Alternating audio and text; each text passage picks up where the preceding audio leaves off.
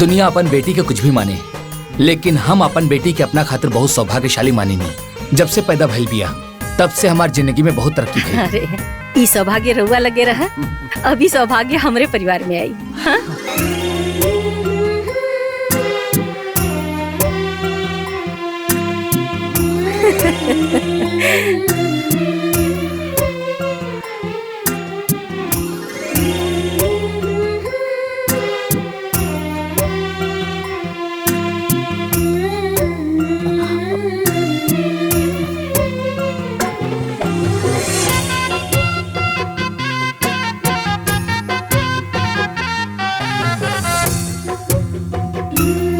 बेटी जा गोड़ लागले।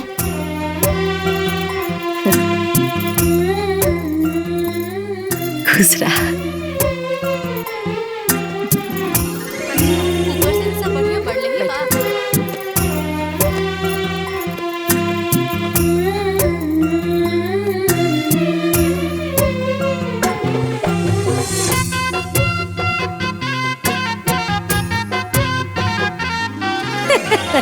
ए बिटिया खूब बढ़िया से चीन ला, हम बनी तोहर होखे वाली सास, ई बने तोहर होखे वाला पति।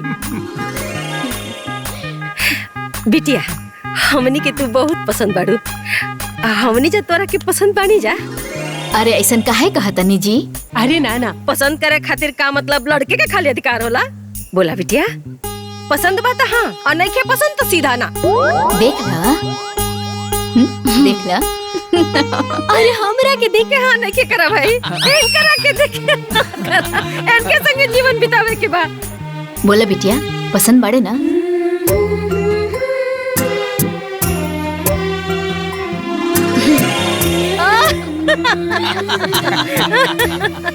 ली अब तो रउआ के संतोष हो गइल ना? हाँ संतोष हो गइल। बस अपने दोनों बेटन की वीडियो कॉल पर दिखा दी कि हम अपन छोटकी पतो पसंद कर ले बानी, ओकरे बाद कुल बात व्यवहार आगे होगी। बेटा भैया के वीडियो कॉल कर ना। हम जनते बानी बेटा बहरे रहेला लोग तो तनी इतना जल्दी में ना आ पाऊ ना, तो हम कल के रो वीडियो कॉल पर तोहनी के दिखा देम। इला माई। प्रणाम माई। खुश रहा बचवा, खुश रहा। ओनानियों के बोलावा। रुक रुक माई, हम सबके दिखाओ तनी माई, सबके दिखाओ तनी। ए ए ए ए बेजंती, अरे संतोष के शादी के दिखाओ की होता हो, जल्दी आवा, वीडियो कॉल बा माई के। ए श्रीलता, हेमलता, श्री प्रकाश, जय प्रकाश, अरे जल्दी आवा हो, माई के फोन आइल बा, जल्दी आवा। ए श्री प्रकाश, अरे जल्दी आवा हो, जल्दी। अरे आके देखा, अरे आके देखा। ए तू लोगन आवा, सब आवा, देखा आवा। अरे अम्मा जी बाड़ी ना? देखो तो ए अम्मा जी तनी कैमरा सामान मत करी। अच्छा अच्छा रुक।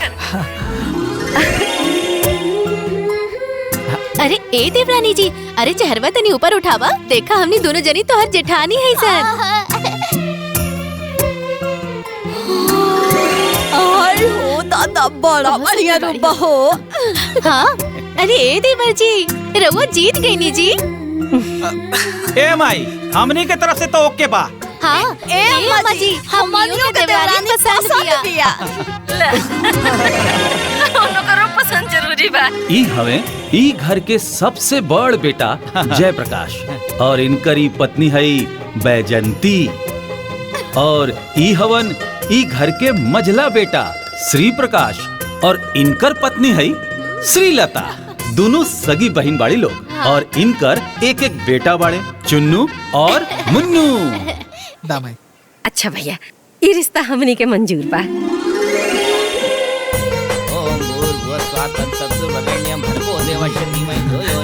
ये देखे तारा भैया का कहता हूँ। अरे तू हमके बताइबा। अरे देखा कितना सुंदर वो बूढ़ा भी छेकाई कर ले ली। इतना बढ़िया से क्यों अपन सगा बेटा कभी ना करेला।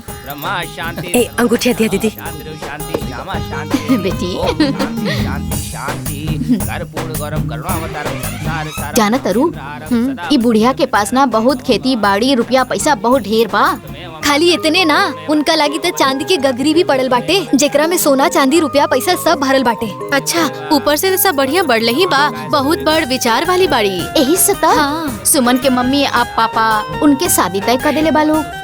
खुश रहा। ली समधिन जी मुंह मीठा करी। अरे पहले तो रहुआ मुंह मीठा करी। रहुआ खाई ना। भगवान के आशीर्वाद से सब कुछ शुभ शुभ होता है। आज हमरा के बड़ा खुशी होत बा।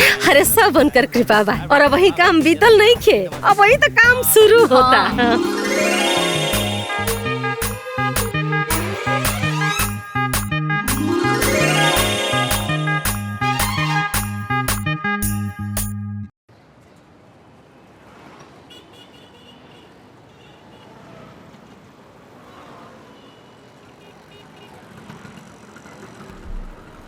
अरे बस बस बस रुक दा रुक दा।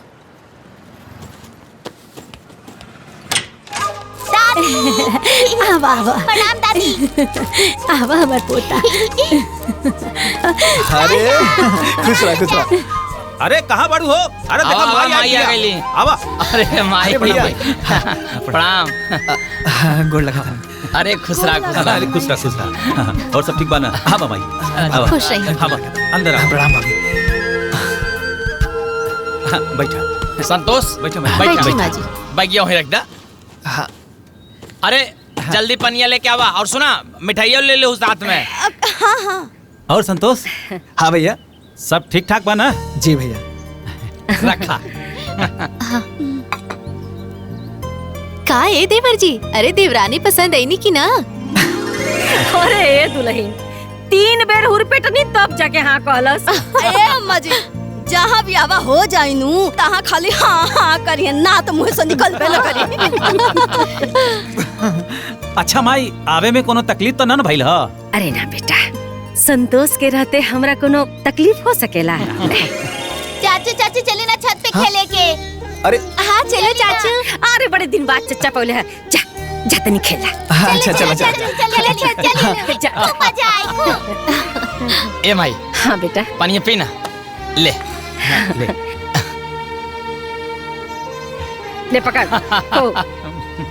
तुम खो। ए माई पहले पहले तू खा ले माई।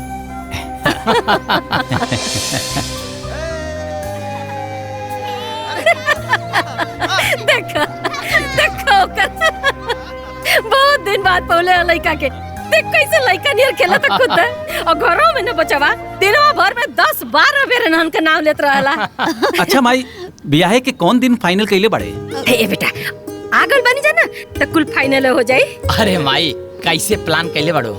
देखा बेटा उ का है ना कि सोचता नहीं ना कि एकर ब्याह खूब धूमधाम से कइल जाए कि देखे वाला कह कि भले सग बेटा ना बा बाकी ब्याह सग बेटा से बढ़ के कइले बाड़ी। ए बेटा लो जैसे तो लोगन का घर गृहस्थी बसा देले बानी ना वैसे हमरे जेते जिंदगी ओहो का घर गृहस्थी बस जाई हैं। सेवा कइले बा तो मेवा मिली कि ना? खूब धूमधाम से ब्याह करे के ओकर। हाँ बाकी माई तू कैसे का करबो बतावा ना। ए बेटा देखा सोचले बानी ना कि 11 थान गहना आ 51 गो साड़ी पतोहिया के बक्सा अलमारी पलंग इकुल त नया किना जे ओकरा के और रहल बात गाड़ी के तो बात का बात बा। माई एमे तो 10-12 लाख रुपया लग जाई। हाँ बेटा लौकी तो का करे के लगावल जाई। बाकी माई तू जैसे कहबू ना माई वो सब ऐसे ही हुई। बाकी एगो बात सुना ना माई। हाँ बोला ना। तू कहा कि संतोष तोहर बात सुनेला ना माई? हाँ माई उ संतोष के कह दे कि उ अपन हिस्सा के जमीन हमरे नामे लिख दे। जितना पैसा लगी ना कह दिया जाई। इतना पैसा कैसे खर्च किया जाए? अम्मा जी यह महंगाई में जनते बाड़े की पैसा कैसे आवेला और एक एक पाई जोड़ के शहर बाजार में कैसे रहतानी हमनिए के जानतानी। हाँ ये अम्मा जी ऐजा के लोग ना सवेरे निकलेला और रात में आवेला और दिन भर ठठौला के बाद तब जाके 2 पैसा मिलेला। अरे ई का बोलता रहा सरे? करे जवन लइका अपन पूरा जीवन हमरा पर लुटा देहलस ओकरा ब्याहे में जौन हम पैसा खर्चा करतानी ओकरा एवज में हम ओकरा से जमीन लिखवाई रे। अरे हमरा में कीड़ा पड़ी रे मुहला पर थूकी दुनिया। अब माई वो कहा ना माई पैसा कोनो कागज के टुकड़ा तो हो ना केहू आदमी पर ऐसे ही लुटा दिया जाए। का कहले हा? ओ केहू बा? वो तोहनी खातिर केहू हो गल बा करे जवन लइका अपन रोवा रोवा हमरा में खपा देलस वो केहू बा जवन लइका हमरा के भगवान से भी बढ़ के मनलस वो केहू बा। अरे तोनन के का पता कि हम कैसे जियतानी कैसे खातानी कैसे रहतानी कुछ पता बात होनी के नहीं के ना स्कूल का ख्यालो लइका रखा था तो केहू बा।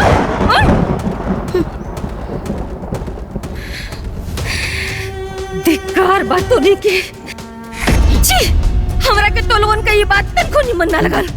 माई ऊ कहा कि तू माई अपना हिसाब से सोचा ताड़ू, बाकी हमने सब अपना हिसाब से सोचा नहीं ना माई।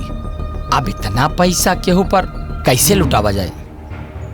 बाहरे हमार बेटा पतो लोग शहर में आके तो लोगन का ममता ही मर गई रे, इंसानियत सड़ गई। अरे पैसा खातिर तोहनी का हित ना तो रिश्ता ना तो तोड़ता रे। हमरा पास भगवान का देहल बहुत संपत्ति बा बेटा, ओकर बियाह हम आन बान शान से करब और तोरा से हमरा के कुछ नहीं के चाहत। बस तुम लोगन से इतने विनती बा कि बियाहे में आ जाइए लोगन, ताकि वो बिन माँ बाप के बच्चा की ही ना लगे कि ओकर भैया भौजी स्वार्थी हो गइल बाटे। ओह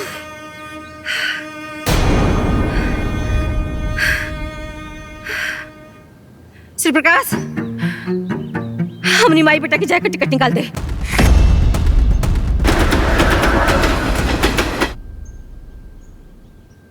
अरे बैजंती जल्दी ले आवा नाश्ता, लेट होत बा।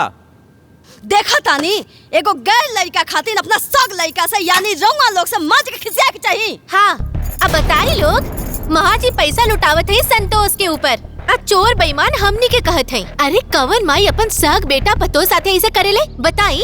अरे तने ना बियाह करनी तो लड़की देखे गनी ता हमनी के पूछनी ना तो गांव वाले की तरह वीडियो कॉल करके दिखावल जाता। भैया माई भी ना ओकरे साथे रहत ओकर स्वभाव बदल गइल बा। अरे नहीं रउआ लोगन के प्रति ना उनका के माया ममता खत्म हो गइल बा और ये बात रउआ लोग मान ली। अरे तो खत्म ना होखी, उ संतोषवा गांव में बैठ के जोतना पट्टी पढ़ावता बस ओतने माजी पढ़ाता नहीं। अरे छोड़ा ना यार, हमनियों को जौन मन करे तौन कल जाए। अब इतना पैसा बेसी नहीं खे कि माई के कहले पर फेंक दिहल जाओ। ए भैया चलो हो, चलो। अरे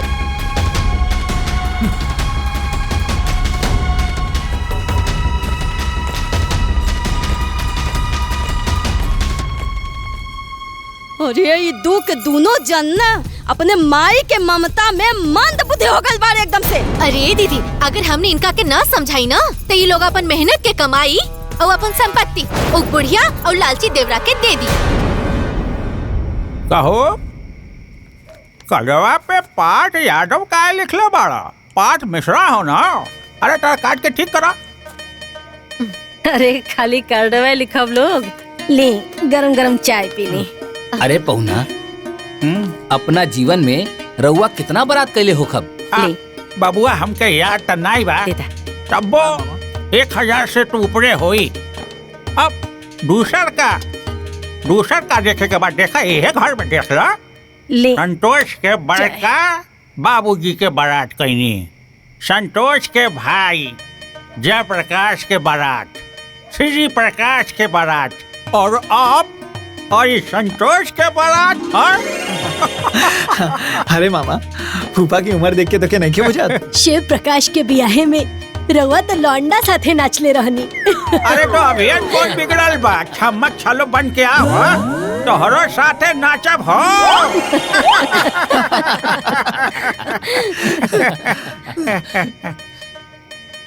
का हो संतोष? हाँ सब बिहार की तैयारी हो गई, लेकिन ये श्री प्रकाशवा और जयप्रकाशवा कहाँ रह गई है? अरे बुलावा फोन करके, सब कहाँ घूमत हुए हैं? खुद पता चल जाएगा। हाँ बोला 10,000 मुसीबत में फंसे तो उसी सिलसिले में आपकी मदद चाहिए। मैं चाहता हूँ कि आप उस लड़के। हाँ बोला संतोष। हेलो सब लोग आ गए ला भैया। अच्छा अच्छा अब बतावा, अब फूफा के इतना ना बुझात कि हमार भाई लोग ना आई हैं तो गुड़हत्थन के करी। भाभी लोग ना आई हैं तो परछावन के करी। अब तो ही लोग ही बता दा कि कब अवतारा। अब देखा ना संतोष, अब वो सब समय पर आ गई बाड़े तो हमनियों के अपन समय पर आ जाई। ठीक बा ना? ठीक बा। हाँ प्रणाम। खुश रहा। जाई गुरहथी करे के होई, जोड़ा जमा सिया गइल होई, आए तने ना स्पेशल कार्ड लागल होई रउआ सबके ले जाए खातिर फसुर लोग के। अरे बाप रे बाप, ए दीदी सुन ली वो दिन बुढ़िया के बात कैसन कहत रहल हिया। अरे ओकर मुंह बा हमने से परछावन करावे के लायक। मम्मी गाँव में चाचा चाची के ब्याह में। चुपचाप खाना खा, क्यों कतन जाए, न इतना समय बा न पैसा बा फालतू बर्बाद करे के।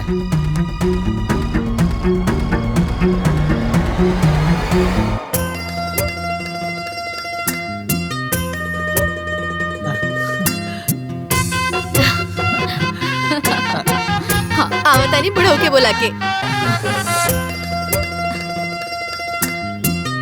भाई देखा, अरे रोम होम दही हल्दी अब बिल्कुल हमरा के ना लगी। हाँ बता दे। काहे ना लगी? हाँ। अरे रउआ के स्पेशली रंगे के लिए आइल बानी।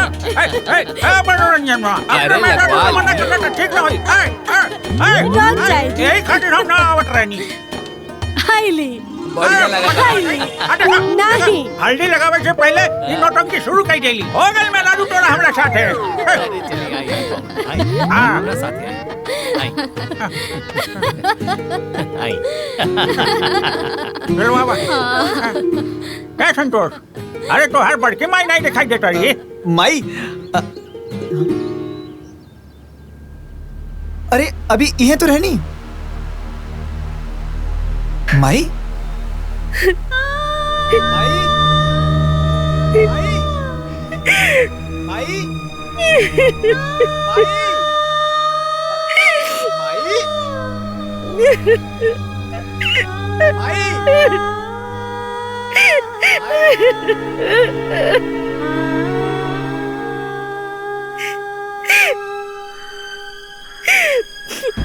माई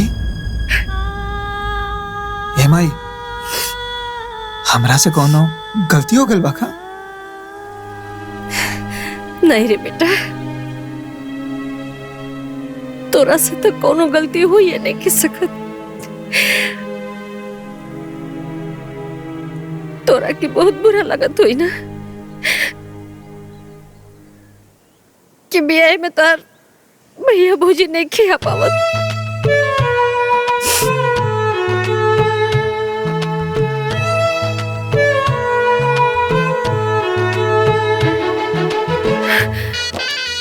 हमार बात सुन न गोरका। गोरखा नाम आई, संतोष बोला। ए बेटा, हमार बात ध्यान से सुन। तोर बाबूजी हम, तोर माई भी हम, तोर दोनों भौजाई भी हम, तोहर बड़का भैया भी हम और तोहर मझला भाई भी हम। आइल बात समझ में?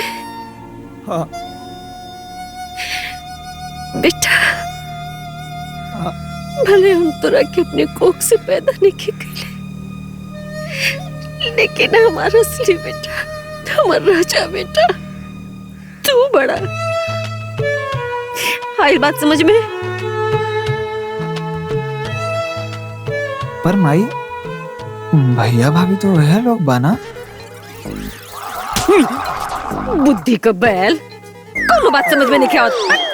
अरे माई, माई, माई, बारे हमार माई।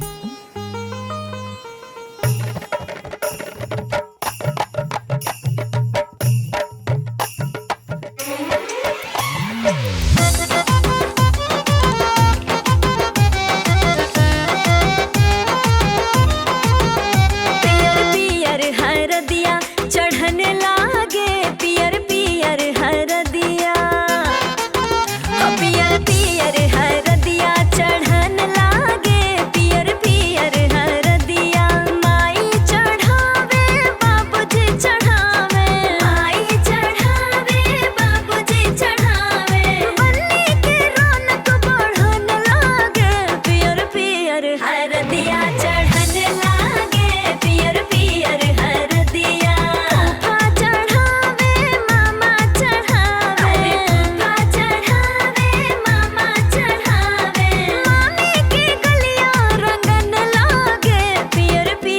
हरदिया चढ़न लागे पियर पियर हरदिया चढ़न लागे पियर पियर हरदिया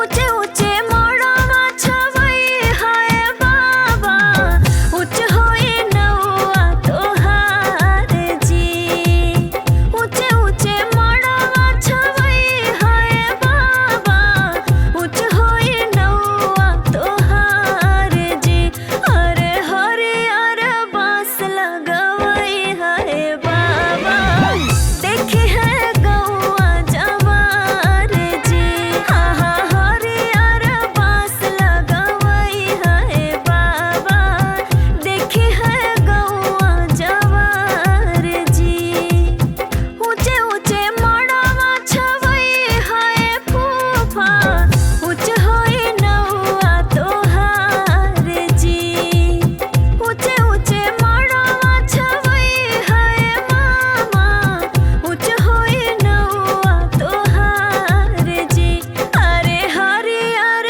बांस लगवई हाय फूफा देखी है गौआ जवार जी हरियर बांस लगवई हाय बाबा देखी है गौआ जवार जी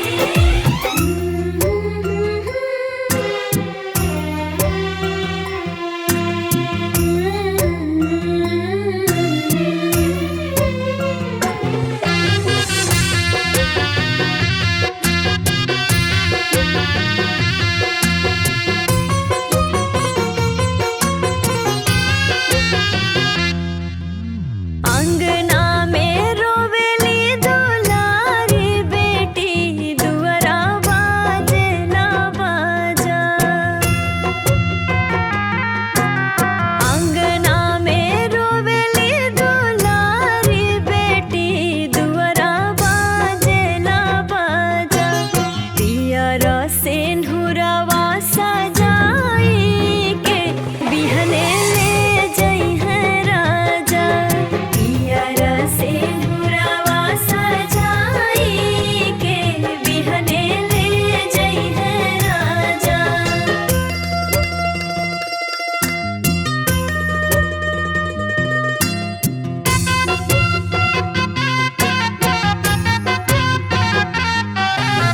बजर के छतिया माई बनाई करी है विदाई हो बाबूजी के अखिया के पुतरी बिटिया हुई है पराई हो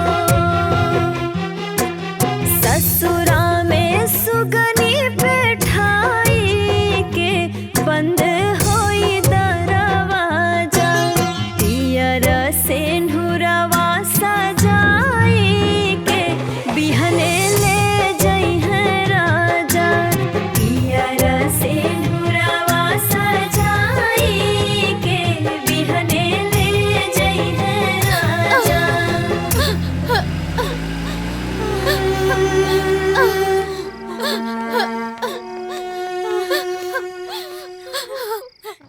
तनी लगावा बिरजू के फोन पता कल जाए बियावा भइल की ना।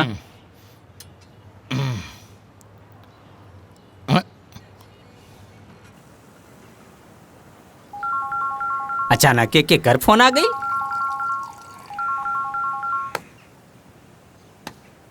हैं कहो संतोषवा के बियावा भइल। अरे खाली ब्याह ना भइल बहुते धूमधाम से ब्याह भइल और जानत बड़ा हमहू बाराती गइल रहनी। अरे ओ हम अम्मनियों का चर्चा उर्चा होत रहल कि ना। वहाँ तो आर लोग के चर्चा ना खाली खर्चा पे खर्चा होइत रहे। अब भूल जाता हार लोग के वैल्यू खत्म। अरे हमरा तो ई लागत रहे कि तू लोगन पार्वती चाची के बेटा ना हवा। अरे जानत बड़ा असली बेटा तो संतोषवा लागत रहे। अच्छा चला चला रखा। सही बात बोलला पे ना सबके बुरा लागेला। चला चला ज्यादा ज्ञान मत दा। हाय लपिया। हाँ सुन लेनी राउर लोग के कौनो वैल्यू नहीं खे। अरे वो बुढ़िया यानी राउर लोग के माई तक कुकुरों से नीचे रखता रहूंगा लोग के। अरे तो यार हमनी के वहाँ गईबे ना कहीं तक कहाँ से ही कुल। अरे तो रउआ लोग ना जाए के सपनवो ना देखी, काहे कि ना आपके माई के मत्ती मारल गइल बा, मत्ती मारल गइल बा। मम्मी मम्मी हमार पेंसिल नहीं क्या मिलत। अरे हमनी के सारा संपत्ति चल गइल आ तोहनी के पेंसिल के परल बा। जा लोग पढ़े, बाद में देहब। कौन हलवा है का संपत्ति चली जाई? ये चीजिया मन में लेके बैठल रहा। अरे जमुना दिन कुल हाथे से चल जाई ना वही दिन बुझाई। चल रे। हाँ चलो। चाय पी है। चवा ला पिया चाय, चाय पी। ए गोरका। गोरका ना माई, संतोष बोलल करा। अरे वो है रे, दुल्हिया कहाँ बिया? अरे वो हाँ वो तेल गरम करत तारी, वो अजवाइन और लहसुन डाल के। आज वह तेल तोहर गुड़ में मलाई और तोहर सारा दर्द ठीक हो जाए। अच्छा माई, हम तोहरा से कितना कहली कि हमरा के संतोष बोलल करा, तू कब्बो ना बोललू। खाली माई से झगड़ा करला, झूठा। अरे एक का पुरनका चादर कहे बिछावतानी, नौका बिछा देना जौन हमरा नैहर से आयल बा। अरे ना ना, हमारी है ठीक बा। जब भी फाटी ना तब न काहे बिछैया लो, हमारी है ठीक बा। अच्छा अम्मा जी, रवा सूती ना, रवा गोड़ में तेल लगा देतनी, रवा गोड़ के सारा दर्द ठीक हो जाई। हमार दर्द लोगन बाद में ठीक करिया, पहले है नया हमार बात सुना। ए तू बैठ। अरे मेरे भाई, ए तू बैठ, बात सुन। देखा बिटिया, हमारे खानदान में ना ब्याह के बाद गंगा मैया के करहिया चढ़ावल जाला, हैं? खोइछा भरल जाला। अब तक कहीं ना, कब चले के बा? एक काल चलल जाओ। अब हाँ कहे ना। तो एक काम कर बेटा, तू ना कल गाड़ी बुला ले, गाड़ी से चले के। हाँ, जी माई। कहा घूमे चले के?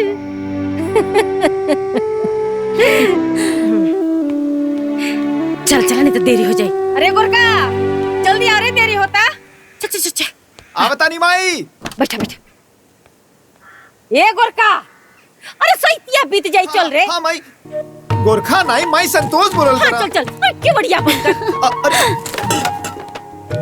रुका पहले दरवाजा बंद करी। ये होगा। आओ। हाँ ये। हाँ। धर जल्दी धर। रख दे ली। सैतिया बीतल जाता। जल्दी जल्दी बैठ बैठ। चल चल चल चल भैया। ये लोग कहाँ निकल गए?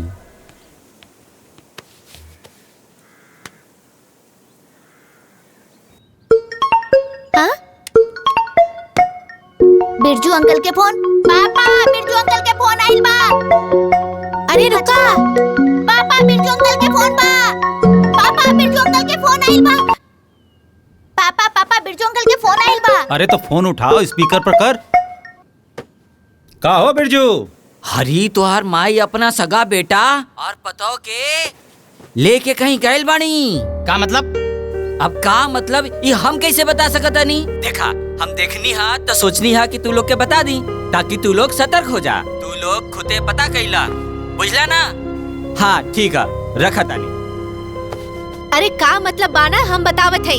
गइल हुई अपना जमीन ओकरा नामे करे। अब दोनों जनी बैठ के घरे में झाल बजावा झाल।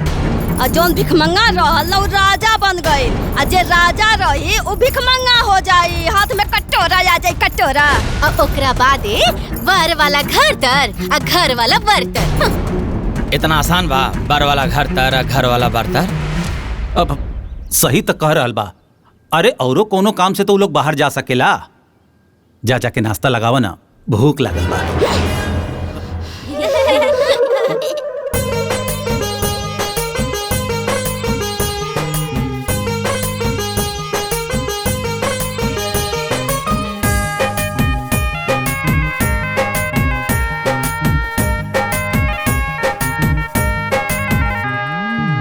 जुड़ा जुड़ा पिया रे सिनुर टिकुलिया रौरा चरण में चढ़ाई।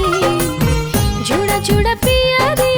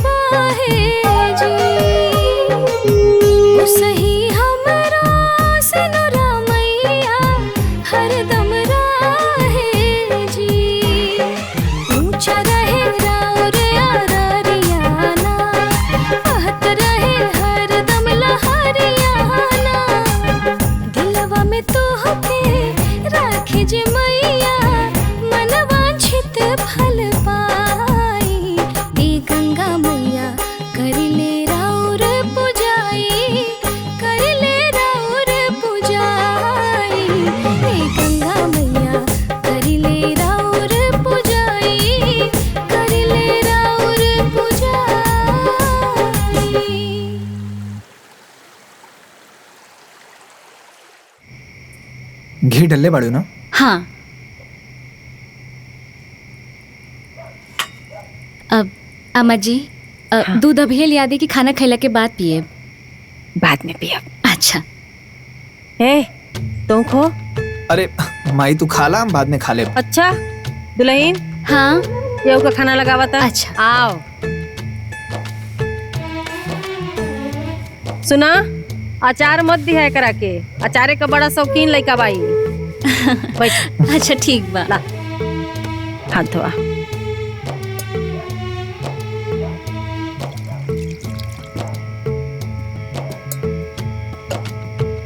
माई एगो बात पूछे का बड़ा मन करता। पूछा बेटा। ई भैया भाभी हमरा शादी में काहे ना आइलन? अच्छा कैला जी आज ही सवाल कह लेला। तोरे ब्याह के दरमियान तू इतना खुश रहला ना बेटा कि हम ये बात तोरा के बता नहीं बोली। बाकी अब बतावल जरूरी बा। तोर भैया भौजी ना बेटा निहायत स्वार्थी हो गए बाड़े, बदल गए बाड़े। जानता रे तोरा ब्याहे में जवन खर्चा भइल रहे पैसा ना, ओकरा बदले में तोर जमीन मांगत रहना सा। अरे हम उन्हन की बड़ी धिक कर ली, बहुत डटली। ये बात सुन के हमरा के बड़ी सदमा लगल बेटा। करे हमरे कोख से इतना नीच विचार वाला लड़का पैदा भइल बड़ा सा। धिक्कार बा हमरा के। वही दिन हमरा दिल से उतर गई ना और एकदम त्याग दे ली। और वही दिन ही फैसला ले ली बेटा कि हमारा असली बेटा तू बड़ा, हमारा असली पतो ई बाड़ी। ये घरे का जितना भी जवन भी संपत्ति बा ओकर मालिक तू बड़ा और ये घरे का मलकिन ई बाड़ी। माई पर भैया भाभी लोग तो उहे लोग बा ना? हाँ बात तो सही करला। भैया भाभी तो उहे लोग बाड़े। इन्हें आवा दुल्हन। हाँ थाली उठावा। उठा ला। आओ। हाँ? आवा बेटा आवा। है ने आवा। हाँ आओ।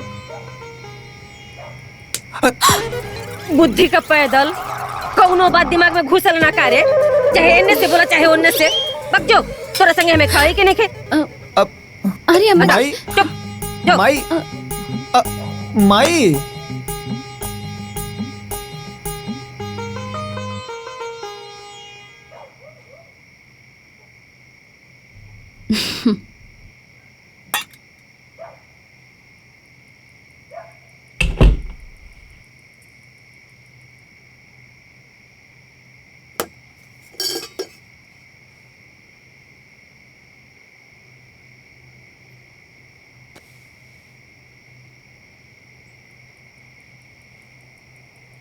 ए जी। हाँ बोला। अब रवा से हम कुछ कहल चाहता नहीं। बतावा। अब अम्मा जी भैया जी और भाभी लोग से बहुते नाराज लागता नहीं। हाँ ये से तो ऐसे बोलत रहनी, बाकी 2 दिन में सब गुस्सा खत्म हो जाए। हम माई के जाना था नहीं, यही से तू माई के गुस्सा से कंफ्यूज मत होगा। बाकी भैया लोग का हमरा पे बहुत एहसान बा। तू हमेशा भैया लोग के इज्जत रखिया। इहो कोनो कहे वाला बात बा। रउआ हमरा तरफ से एकदम निश्चिंत रहब। पर एक और बात बा। का? इहो कहे के पड़ी।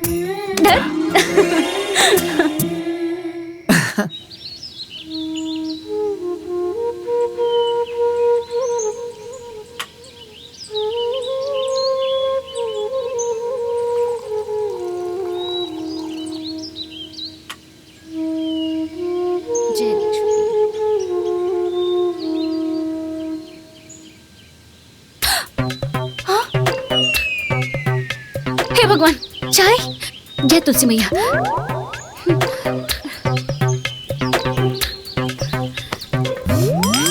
अम्मा जी कहाँ बानी?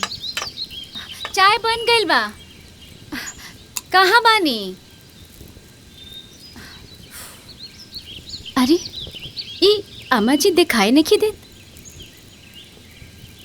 दरवाजा भी बंद बा। अभी ले सूतल बनी का?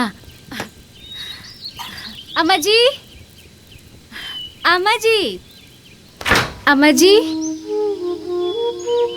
अरे अम्मा जी 8 बज गए, अभी तक सूतल बनी रहुआ। उठी ना अम्मा जी, उठी ना अम्मा जी, उठी ना। ए अम्मा जी, अम्मा जी।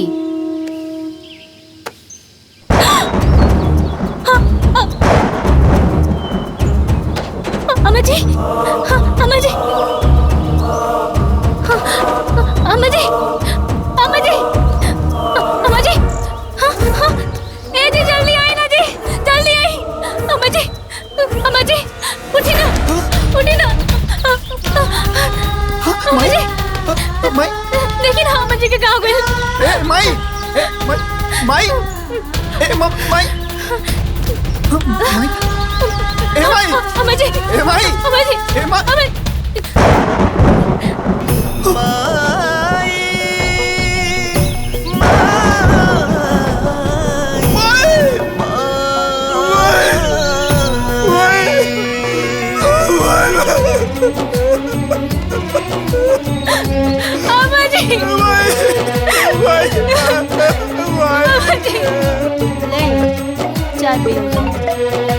उठाई मत एकदम, रखे फोन। अरे कितना निर्लज बा हो कि कॉल पे ब्लॉक कइला के बाद व्हाट्सएप पे फोन करता, ओह पे ब्लॉक करी तुरंत। महिला भैया भी फोन कर दिला। एक काम करी ना, छोटका भैया को फोन लगाई। अम्मा जी,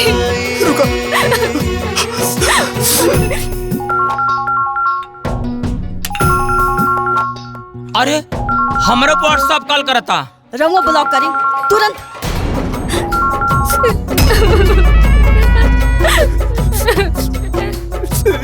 वो फोन काट दिला। एक काम करी, छोटकी दीदी को फोन लगाई, लगाई ना। अम्मा जी,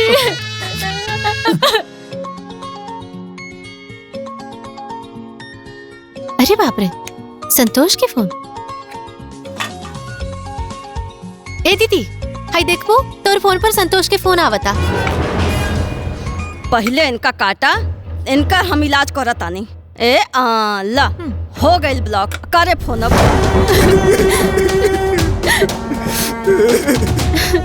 कहो भैया, संतोषवा पगला गइल बा का? सबके फोन पे दनादन फोन चाप रहल बा। अरे वो लोग ना ही पगलाइल बा, वो लोग हमनी के पागल समझता, समझनी ना?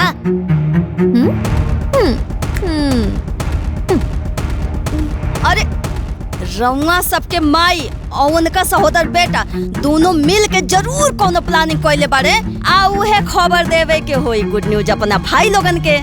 एही से उ दनादन फोन पे फोन करता। ए दीदी, हमरा फोन पे फोन आवे ओकरा पहले ही ब्लॉक कर देता। ठीक कैली है। चला सब लोग ब्लॉक कर देला ना। हाँ बहुत बढ़िया। शांति वनस्पति शांति विश्वदेवा शांति ब्रह्मा शांति सर्वलम शांति शांति शांति रामा शांति रेडी ओम शांति शांति शांति। अरे इतना बिरजू के वीडियो कॉल आवता हो। उठावा। अब 2 मिनट रुका भैया, तो टिकट बुक कर दे। का हो बिरजू? का हो संतोषवा तोहरा के फोन कैले रहला हा? अरे मर्दबा, तू कौने आदमी के बात करत बड़ा हो? अरे ओकरा से तो नफरत हो गइल बा हमनी के, नफरत। अरे आवत रहल फोन उनकर हमनी के मोबाइल पे, ब्लॉक कर दिहल गई। अरे ब्लॉक काहे मार देहला? जानत बड़ा तोहार माई मर गई। हाँ देखा।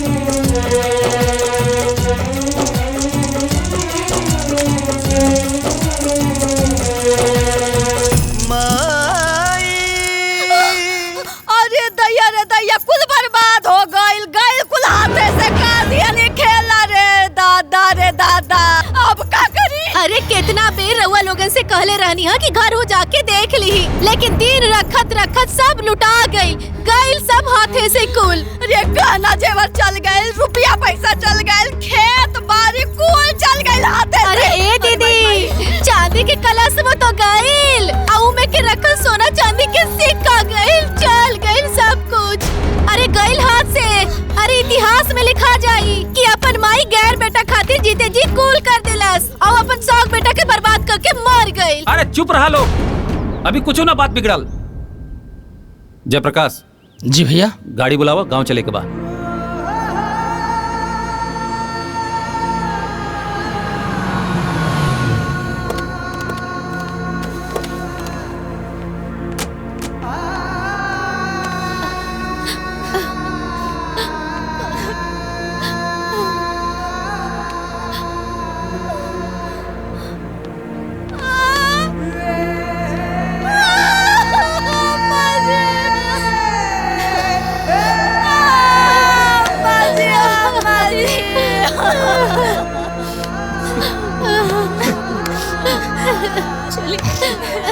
ए बेटा, होनी के टाल सकेला, जोन होए कर रहल हो गई, चुप हो जा। हर बेटा के माँ बाप एक दिन छोड़ के चल जाले, इतना उदास नहीं क्यों हो के, चुप हो जा बेटा। अचानक से सब घटना कैसे हो गई संतोष? हमरा खुदे समझ में नहीं आवत भैया। माई एकदम ठीक रहनी, ना दवा चलत रहे, बुआ जी, ना तबीयत खराब रहे और ना कोनो दर्द तकलीफ रहे, एकदम अच्छा से बात करत रही। पता नहीं ऐसा अचानक से का हो गई, हम हरदम माई के लगे रहत रहनी। बस वो दिन हमरा से नाराज होकर गई नहीं, हमेशा हमेशा खातिर हमरा से दूर हो गई नहीं।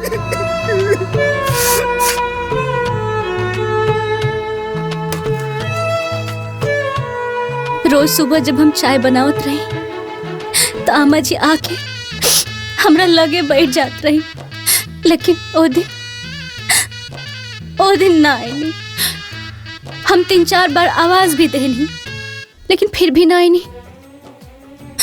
सुबह के 8 बजत रहे, हमके लागल कहीं आमा जी के तबीयत नहीं है ना खराब।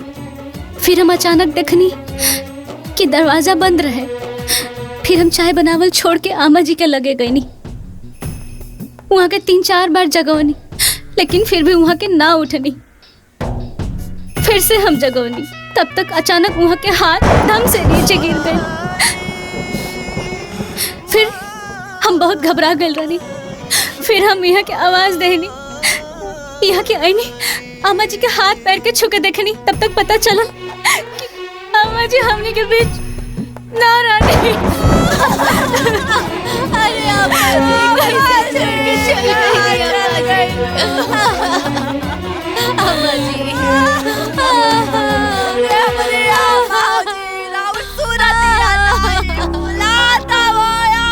जी। अरे रवा बिना घरवा काटत है आमा जी। हमने के छोड़ के कहाँ चल गए अम्मा जी? रो रो के जान देले से वो वापस आ जाइए का? चुप रहा तू। संतोष अपना जगह से अभी हिल ना सकेला, कहने लोगन गार्जियन हवा। अब हिम्मत रखा और आगे की कार्रवाई करा। तीनों लोग आपस में मिल के बातचीत करके बात के फाइनल करला। 10 गातर के बाद इस टाइम ना मिलेला। पुराणम गणुरम पुण्याम पवित्रम पापनाशनम फुलवता कामना पुण्यम श्रोतव्यम सर्वदेवहि। अर्थात माता पिता के मृत्यु के उपरांत यदि पुत्र ने गरुड़ पुराण का श्रवण नहीं किया तो माता पिता को तारने में कैसे समर्थ हो सकता है। एक बार गरुड़ जी ने श्री हरि भगवान विष्णु जी से पूछा कि हे प्रभु, दाह संस्कार के उपरांत भी मृतक की आत्मा अपनों के मोह बास में बंधकर 13 दिनों तक उसी घर के आसपास में अपनों के इर्द गिर्द में वास करती है। चूंकि वो आत्मा इतनी सूक्ष्म होती है कि किसी को दिखाई नहीं देती। हर पुत्र का यह धर्म होता है कि माता पिता के मृत्यु के उपरांत गरुड़ पुराण श्रवण करे, ताकि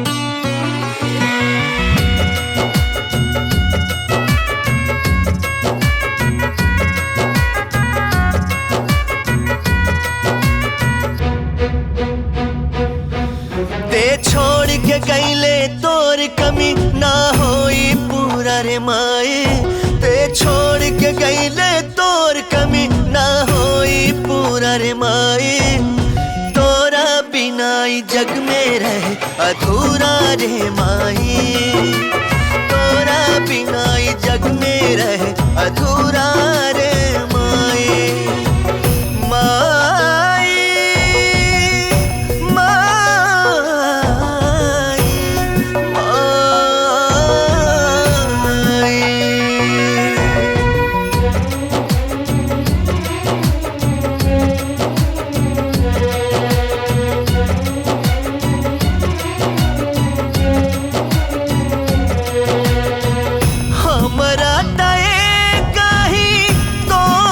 आधार रहे अब सब छूटल रे हो हमरा सर से तोर ममता के साया उठल रे हो जग छोड़ के गईले तोर कमी ना होई पूरा रे माए तोरा बिना ई जग में रहे अधूरा रे माही तोरा बिना ई जग में रहे अधूरा रे माही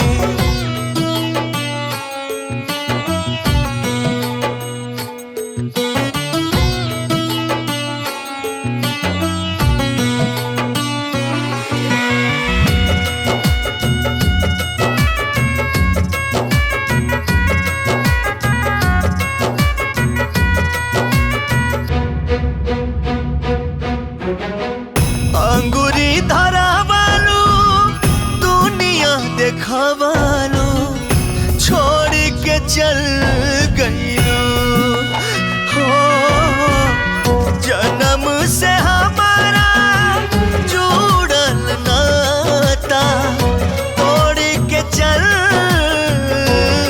गईलू मुंह मोड़ के गईलू तोर कमी ना होई पूरा रे माए तोरा बिना ई जग में रहे अधूरा रे माई तोरा बिना ई जग में रहे अधूरा रे माई माई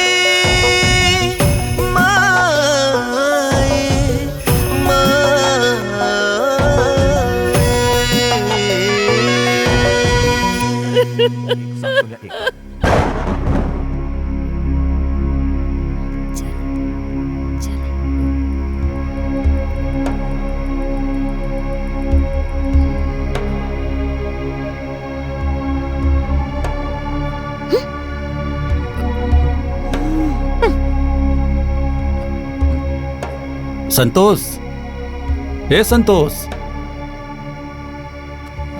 हाँ भैया।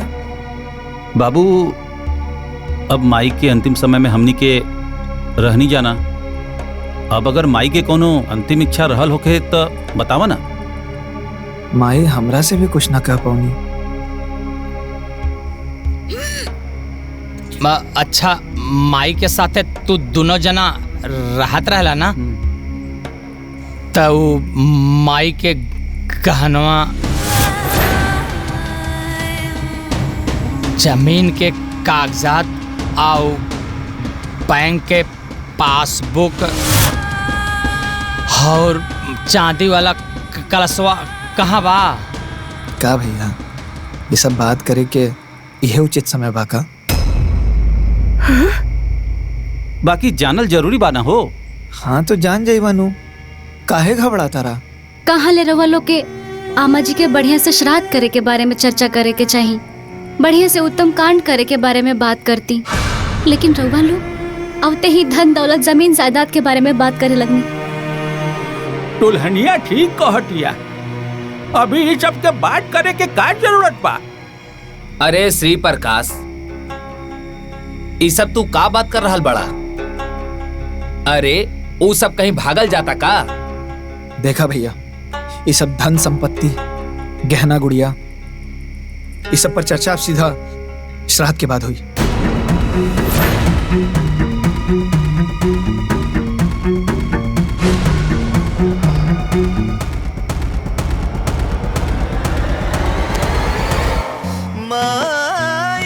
अरे हमार गोरका पहली बार इतना अच्छा बात बोले, नजर ना लगी।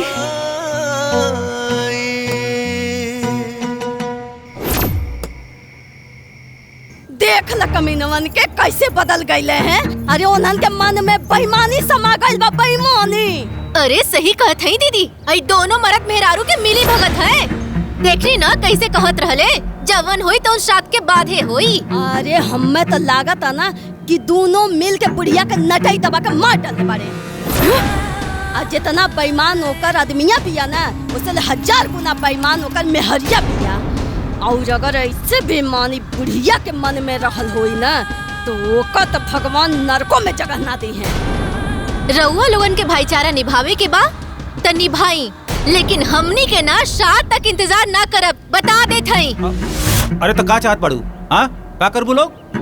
का करब? अरे हमनी के एक एक पाई के, एक एक संपत्ति के पता करके रहा। हाँ, का लगता रउआ लोगन के कि हम अपने संपत्ति पा वो दोनों भिखारी के राज करे देव का? अरे जमीन के पूरा कागजात, सास के गहना, चांदी के कलश और तो और बैंक के पासबुक, एक एक सामान घर से निकालब। और जैसे ही श्राद्ध खत्म होई ना, दोनों के घर से निकाल दे, पहले बता देता नहीं। अरे ऐसे कैसे निकाल दे? अरे उन्हन दोनों के तो लतिया के घर से निकालल जाए। हे भाऊजी देखा, हमनी के झगड़ा झंझट ना कइल जाई, ठीक बा? को भैया गांव समाज में जौन मान प्रतिष्ठा इज्जत बा सब मिट्टी में मिल जाई। सही कहा तारा। तब ऐसन करल जाए कि सांपो मर जाए और लाठियों न टूटे। मतलब करण अर्जुन, हमार करण अर्जुन, एक बार दोनों आ जाए ना तो सब ठीक हो जाए, बुझाइल?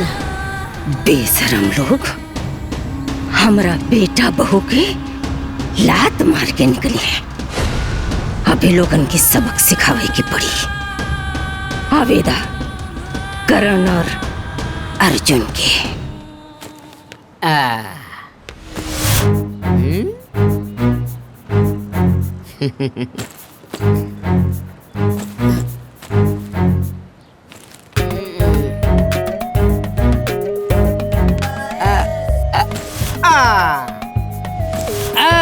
मोटे। हाँ भाई छोटू, चाहे केहू आई चाहे केहू जाई, खजाना के पता हमन ये लगाई। जिंदगी भर बुढ़िया कटलत चानी और हमनी के बहन के कोयल बेईमानी। बतावा हो, ए पापियन के हम अपना हाथे बनौने खियौनी, अब हम ही बेईमान हो गइली हन खातिर। बाप रे मर गई रे बाप।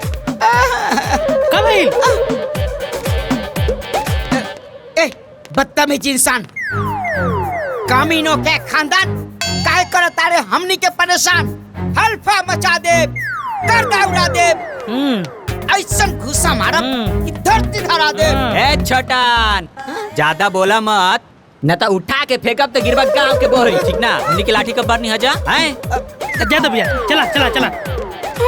छोटू, बाकी लोगन के बाती पर ध्यान मत दे, सीधे खजाना पर ध्यान दे। मुटका तो समझदार हो गइल बा। छोटू, खोजे के बाद खजाना और वो दोनों जाने के देवे के बाद सजा। पर जीजा जी के बनावे के बाद राजा। ओ, पेट हाथी के अमू बाछी के। अरे मार मार मार, अरे बाप रे बाप, डंडा मार के कर दिया बखेड़ा रे। अरे पिछवाड़े के चमड़ू धेड़ा रे। अरे तेरी माई की जगह तेरे बहन की हाँ कर। काय मले कदा, चल चल चल चल चल, काय मले तेरी बहन की, तेरी माई की, काय मले रे, काय मले रे। खेला होता खेला होता खेला होता, खेला होता खेला होता खेला होता, खेला होता खेला होता बड़का खेला, खेला होता खेला होता बड़का खेला।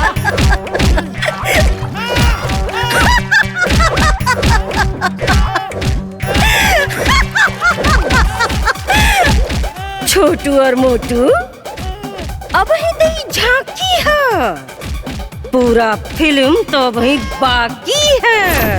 ये पक्षीराज, दाह संस्कार के उपरांत भी मृतक की आत्मा अपनों के मुंह पास में बंधकर 13 दिनों तक उसी घर में अपनों के इर्द गिर्द वास करती है।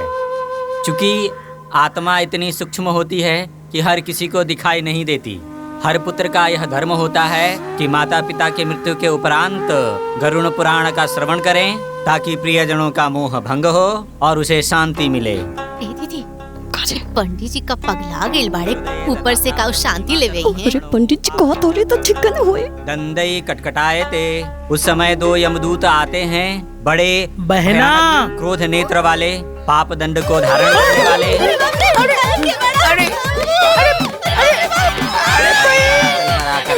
बहना हम मुटका जीजा हमके पहचानत हुआ, हम तो हर सार मोटका। जीजा हम तहार छोटा सार। जाई नहाले। चल चल भीतर चल। चल नहाओ पहले।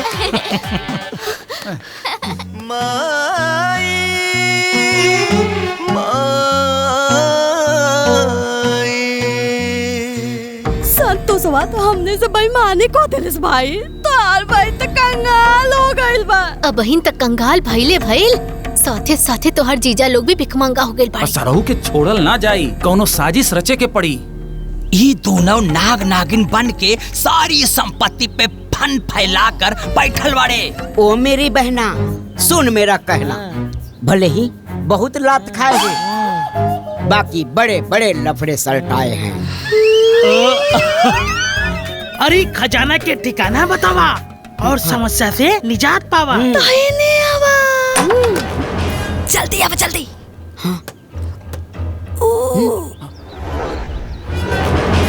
ओही चाबी में हमने के किस्मत बंद बा। लौकल। अच्छा अब समझ में आयल कि इन्हन बेईमान का नजर कहाँ बा। सगरो खजाना बा संदूक में, आ संदूक में बा ताला, आ ओही ताला के चाबी बा हाउ टंगल बा। ओ बहना बता तू कहाँ बा वो संदूक। देखा वो बा चाबी है वो संदूक। बहना सुन मेरा कहना, होके दे रात तब बनी कोनो बार। अच्छा इससे बीती श्राद्ध वैसे होई इलाज। इलाज करी है हमरा बेटा पतोह का इलाज करी है, ओकरा पहले तोहनी का इलाज हम करो।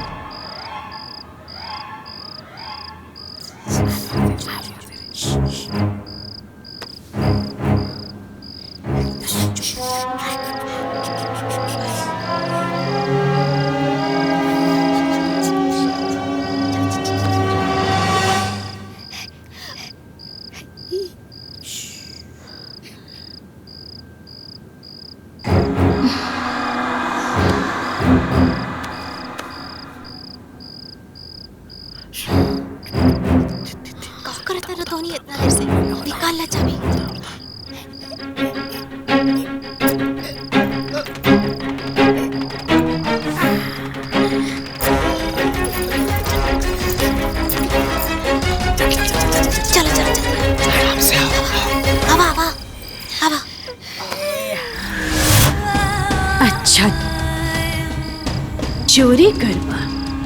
अरे बाप रे बाप, आता लगा था हमें पूरी दुनिया मिल गई। हाँ अपन सोना चांदी मटका एजा से निकाल के हमनी के फरार हो जाएंगे। अरे सब चोरी के प्लान बनावता, अभी बतावता नहीं लोगन के। अरे आराम से, चुप चुप चुप।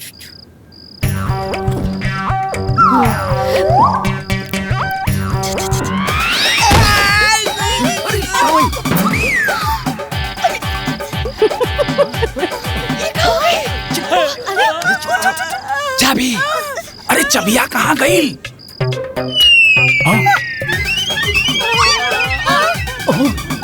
ससुरा बड़का शिकार करत रहला।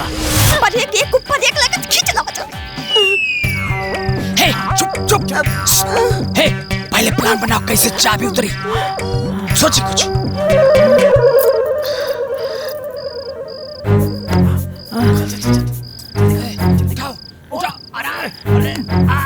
अरे आराम से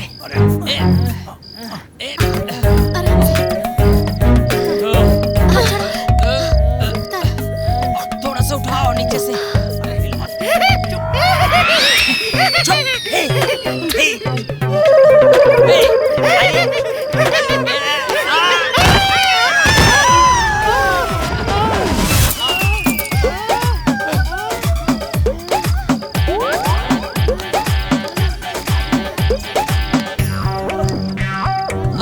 मिल गया मिल गया। एकदम चुपचाप रहिए, चुपचाप। जलावा जलावा।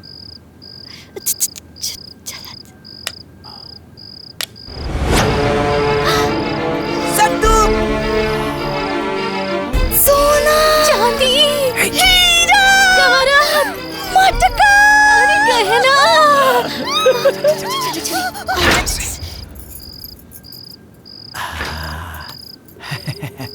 सास बहू और साजिश, सास बहू और साजिश, सास बहू और साजिश। कुछ नहीं।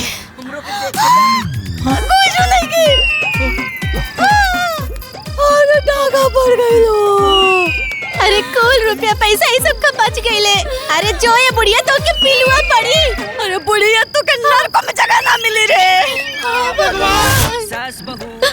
बतावा हो ये हमरा के मुगलों के बाद सारा पता नहीं सो। अच्छा ठीक बा, तू डाल तो हम बात ए भैया जौना चीज के डर रहलू है भाईल। अरे दोनों लूट लेलन सन। अब का हमने बैठ के झुनझुना बजाई झुनझुना। अब बताई साले जी, लूटल इतना आसान बाका आए? गांव जवार नहीं खे, थाना पुलिस नहीं खे, अरे केकरा नहीं खे पता कि पार्वती देवी के हमनियों के लइका बनी जा। हाय भाई, कहीं थाना पुलिस और गांव जवार के अपने में मिला लस तो का करबर हुआ लोग। सर जी जैसे के तैसा बोटी बोटी काट के एजा हमनी सब गाड़ दे, सारवा होगी संपत्ति के सुख। ए भैया हमनी के सास तो हमनी के कंगाल कर देलस, बर्बाद कर देलस।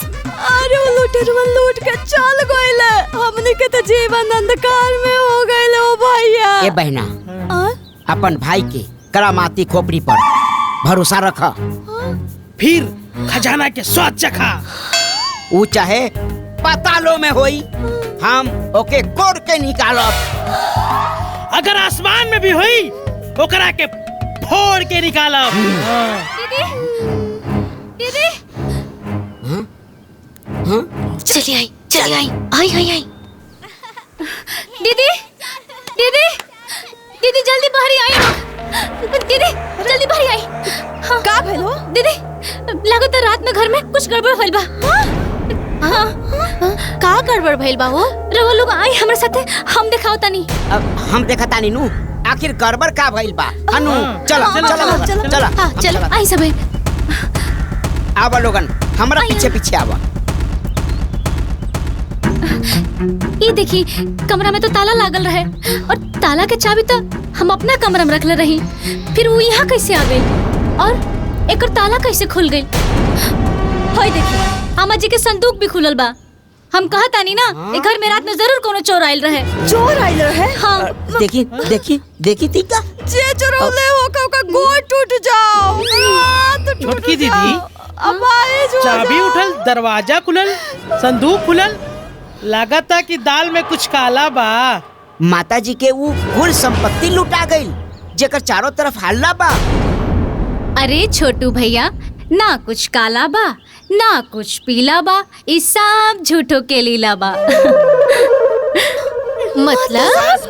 मतलब ये है कि आमा जी के कोनो सामाने में रवे ना कल। ए छोटकी दीदी, तू तो कह देलू सब टेंशन आसान। आखिर कहाँ बा माताजी के वो कुल कीमती सामान? अच्छा वो कलसी, अच्छा वो माँ जी के सब गहना,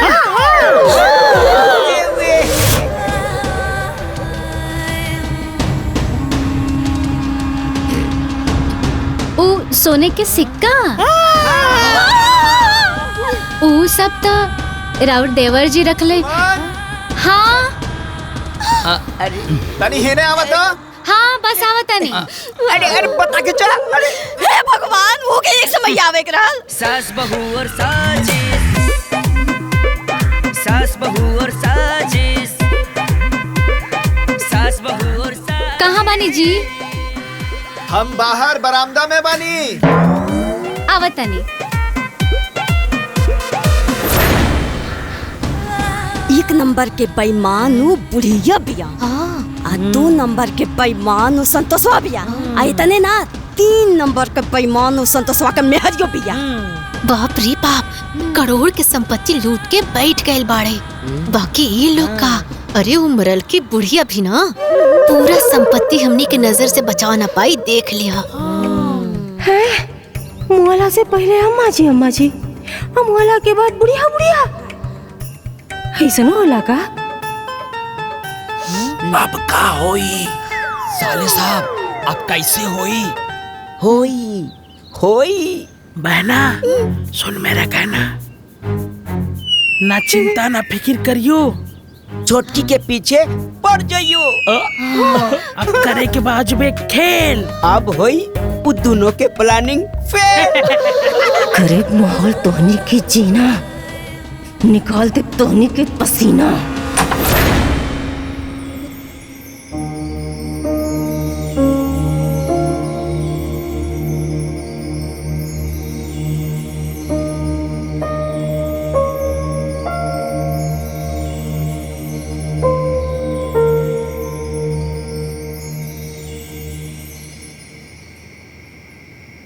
दुल्हन,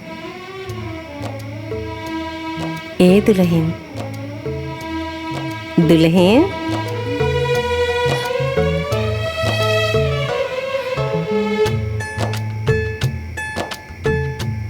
इतना अम्मा जी की आवाज है। हम तोरा से कुछ कह चाहता नहीं दुल्हन।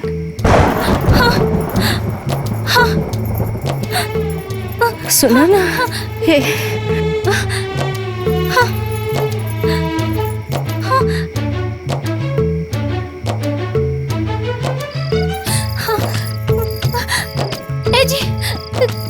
जी उठे ना।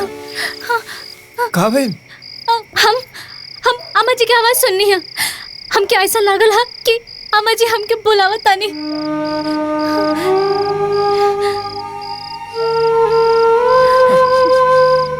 तू बड़ा किस्मत वाला बाड़ू सुमन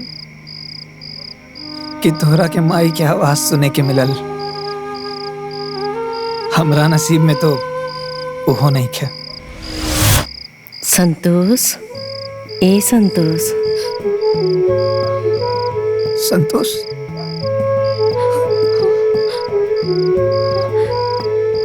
संतोष,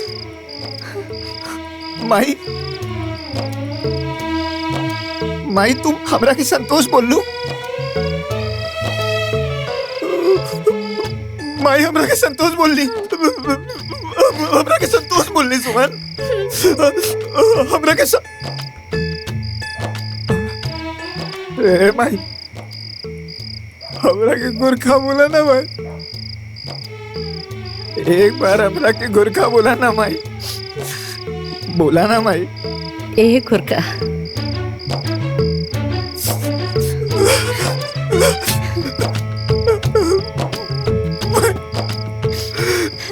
हमरा के गोरखा बोल ली। हम तोरा से कुछ बतावल चाहता नहीं बेटा। बतावा ना माई, का बोले के चाहता रू? ए घर में ना तू लोगन के खिलाफ षड्यंत्र रचल जाता बेटा। हमार बात ध्यान से सुना बेटा।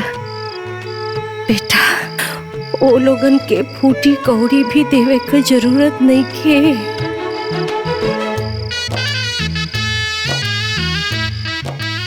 लेकिन माई, भैया भाभी तो उहे लोग हुआ ना।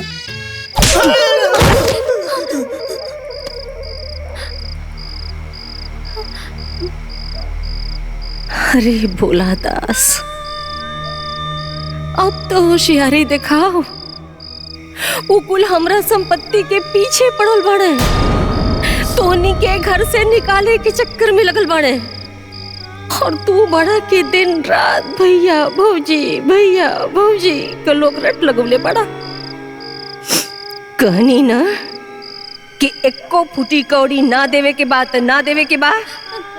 हाँ माँ जी, ना दे हम ए जी बोली ना दे हम। हाँ माई ना दे अब,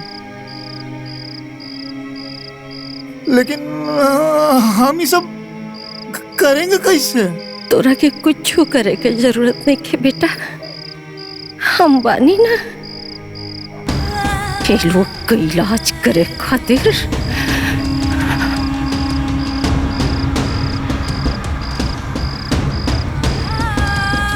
ठीक बा माई।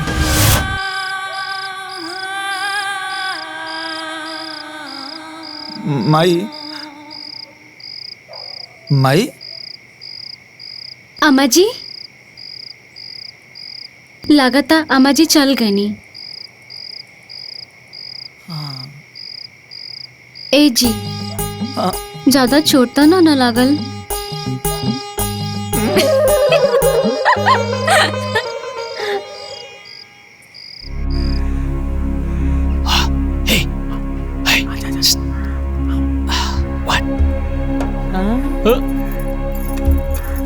जाना तारू छोटको?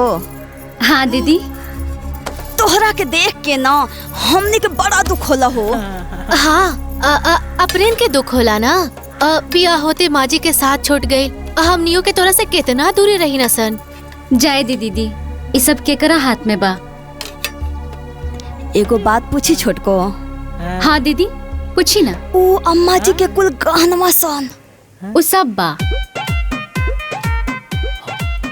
उ जमीन के पेपर सब? अरे दीदी उहो बा। अरे ये सब तो हमरा सीधा साधा पतो के पीछे ही पड़ गल बड़े। कुछ तो उपाय करे के पड़ी।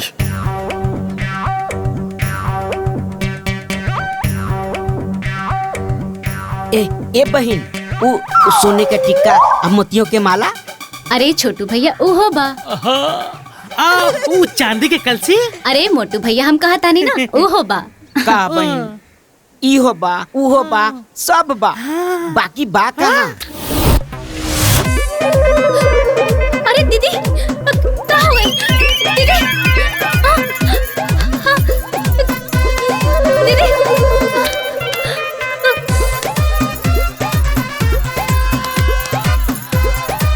हाँ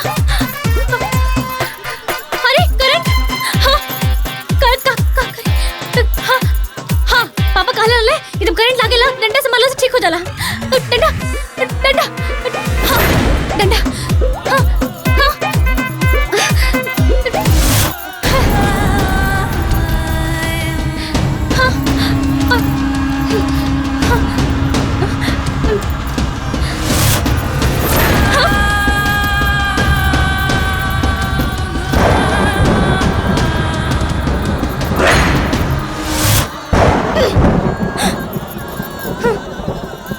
सास बहू और साजिश, सास बहू और साजिश, सास बहू और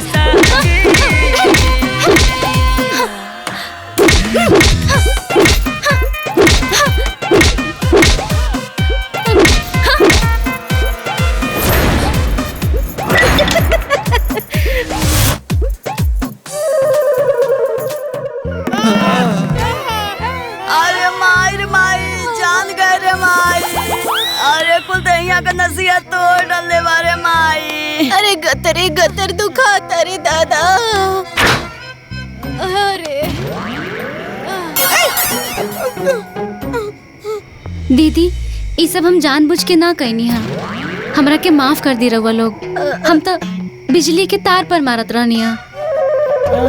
ज्यादा मक्खन पॉलिश लगाउला के कोनो जरूरत नहीं के। गलती से एक बार डंडा लगेला, बार बार ना लगेला।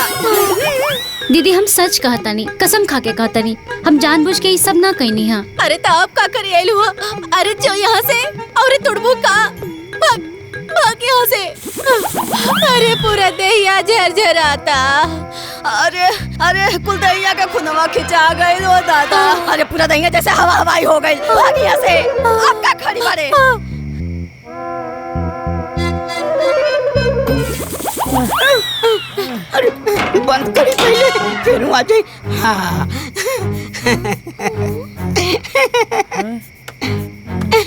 ए बहना, एक बात हमको याद आई। उस रूम में थी एक सुराही। कहीं उसी सुराही में तो सोना चांदी नहीं छिपाई? अरे हमारा भाई जैसा दिमाग कहाँ के हो पाई? सोना चांदी के पता ना ये दोनों लगाई। तो ठीक बा, आज राती के होई खुदाई।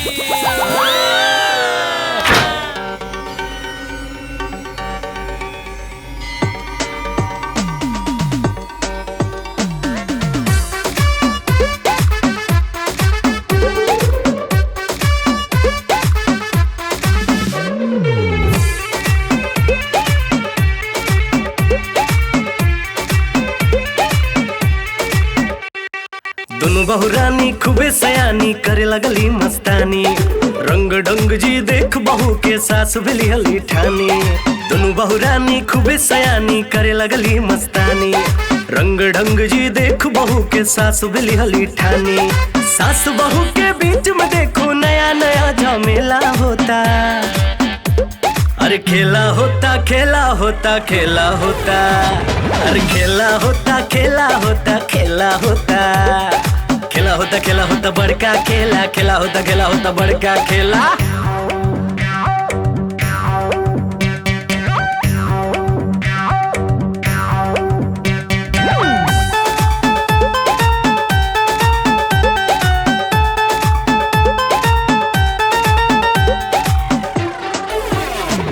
सब लोग रात भर मिलजुल के खोज खोज बिन करता वे खुल खुल के। कब है बक्सा में, कब हो बक्सा में, कब ही कोठरी में, कब हो कोठरी में। कोठरी कोठरी कोठरी में बहुरानी लोग बाजना आवे हो। फिर सासू जी सबक सिखावे हो।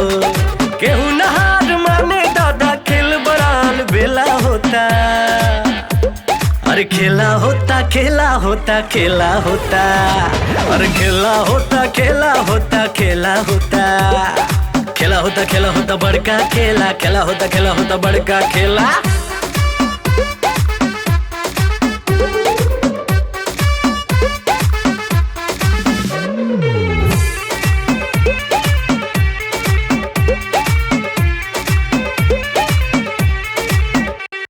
रात भर चले हंगामा जी। खोज खोज खोजे खजाना जी। कब घर के भीतर, कब घर के बाहर, कब ताखा ताखा दर्जा दर्जा बोरा बोरी में। अब बहु लोग के पलान अब फेल होता जी। दिन रात तो चलेला बस इहे खेला जी। केहू बेचता केहू बनाइस सबके खेला रेला होता। अरे खेला होता खेला होता खेला होता। अरे खेला होता खेला होता खेला होता। खेला होता खेला होता बड़का खेला। खेला होता खेला होता बड़का खेला।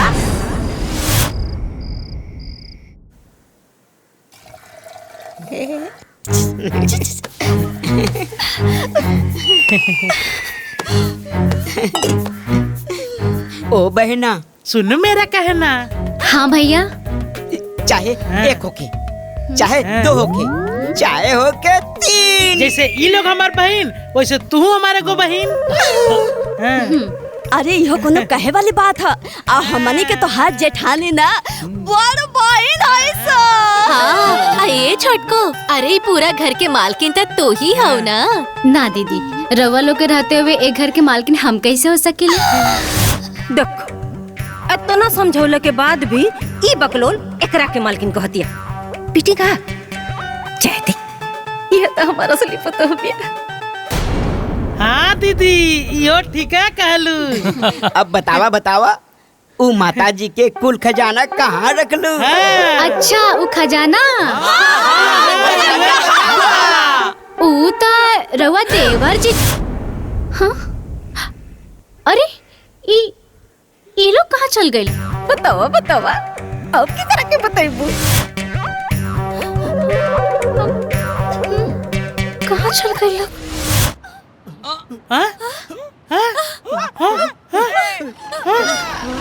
अरे अजबे गजब डरामा होला, नया नया हंगामा होला। हाजी हाँ, हाजी हाँ, हाजी हाँ, हाजी हाँ। बड़ा अजूबा सास के खेला होला, बड़का बड़का झमेला। हाजी हाँ, हाजी हाँ, हाजी हाँ, हाजी हाँ। सबके मन में खोट रहेला, ए दादा रे होत रहेला। सास बहू और साजिश, सास बहू और साजिश, सास बहू और साजिश।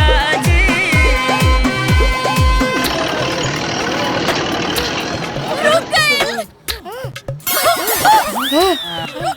रुक गए, हमने बच गए नहीं सर।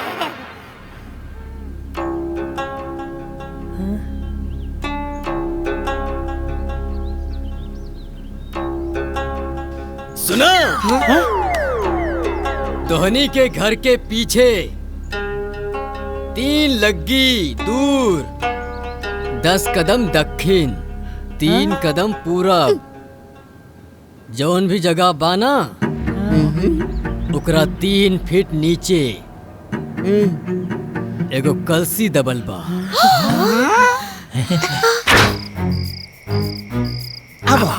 अरे चला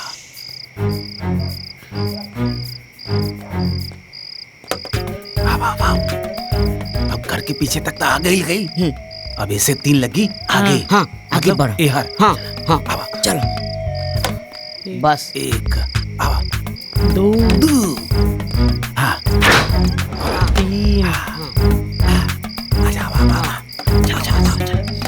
देखो बस हो गई।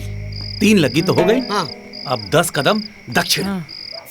आवा आवा 1 2 3 4 5 6 7 8 9 10 कदम। रुका 3 डेंग पूरब। हाँ 1 2 3 आवा यार। साराम तोहर कदम चले टोई टोई करके यार आवा हटा। अच्छा ना 1 2 3 3 आवा। हाँ यही बीचे में खोदा। केहू से ना केहू बा काम, बड़ा बड़ा प्लानिंग हरदम। हाजी हाँ, हाजी हाँ, हाजी हाँ। सभे चलावेला होशियारी, ना जाने कहो मर्दवा पंडित झुझुटे ने ना कहला। हाँ इतना खोदल गई लेकिन अभी ले कुछ नहीं मिलल। हे भैया हो सका था कि पहले जमीन खलार रहा हो और फिर से माटी भरा गई। इतना जमीन और खोदे के पड़ी ना। हाँ हाँ चल खोदा शुरू करा।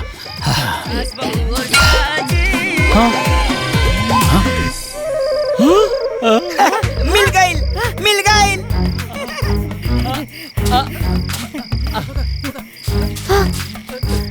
लाओ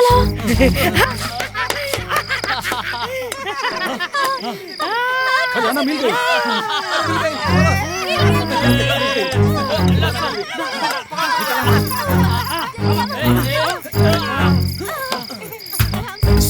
ए सर जी कलसी लावा हेने लावा। ए काहे तू कल से कल से मारे तो अरे मर्दवा बड़ा हम गलती हमार होई। ए बड़ा है मार कुदार लगे पहले मार कुदार लगी बा।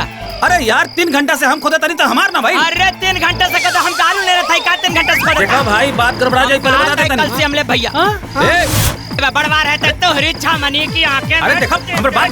अरे सुना। अरे वो लोग कल से लेके भाग गए। आओ देखो। हाँ देखो। अरे आवा भाग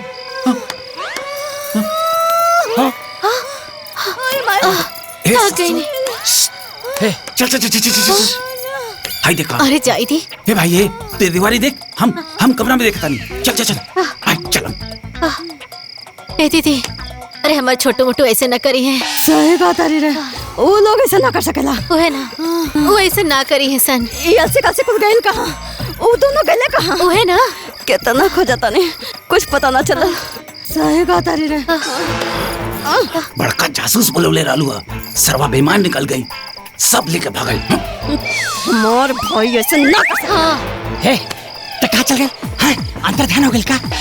पता था 1 नंबर की मिल जाए तो बोटी बोटी काट दी। अरे पगला गेल बड़ा का बोटी बोटी कर देबा। हमार भाई ऐसा ना कर सकता।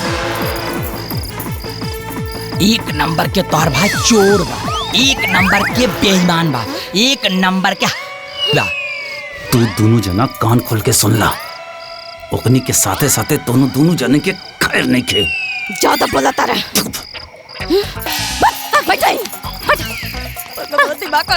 सरवा सब चल गई हाथे से। अरे हाथे माई धन चल गई। दीदी, अरे ए दीदी, अरे कहाँ बड़ हो? एजे तो बाटी ना। अरे ये कुल काबा, अरे बाप रे।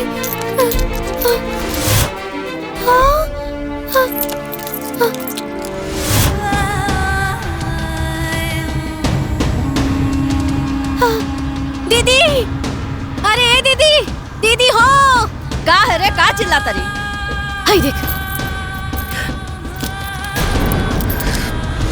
हाय तोरा तकिया के नीचे सोना के सिकाइल कहाँ से? देखो।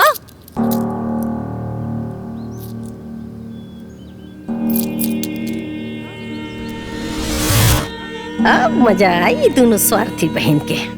देखो,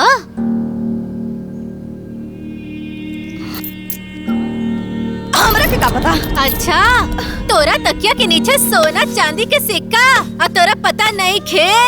हमके तो लगा था दोनों भाईवन साथे मिलके तू बेईमानी करत हई। अरे तोर दिमाग खराब हो गइल बरे। अरे हमार दिमाग तो खराब पड़ले बा, तोर तो नियत खराब हो गइल बा। अरे हमरे नहीं पता रहे कि हमर सब बहिन संपत्ति के लालच में इतना गिर जाई। अरे खुद तक गिरिए गेली, दोनों भाईवों के गिरा देली। अरे तू चोटी नंबर 1, लालची नंबर 1, अरे तू कमीनी नंबर 1। अरे तो पगला गइल बरे। अरे बाप, एक तो चोरी ऊपर से सीना चोरी। ले, समझ में आई?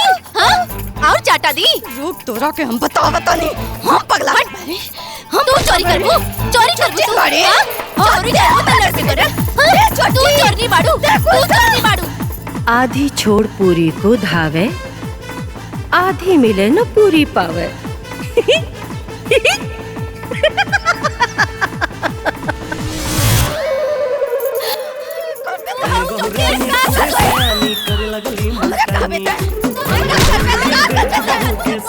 वाह रे जमाना, पैसा खातिर बहन बहन के दुश्मन हो गए।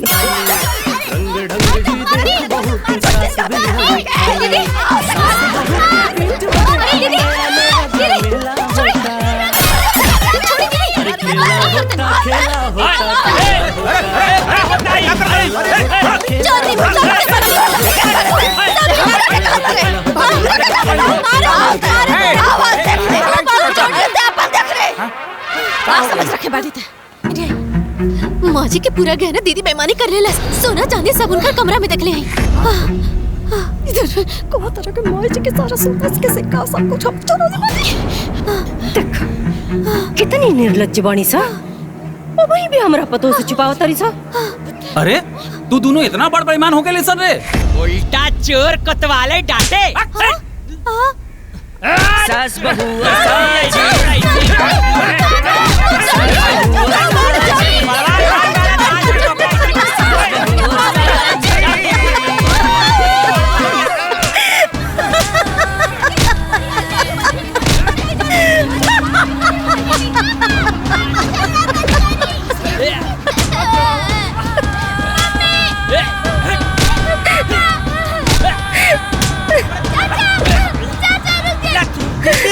दीदी, जीजा, छोटकी बहन, ए जीजा, दीदी, 2 दिन हो गई।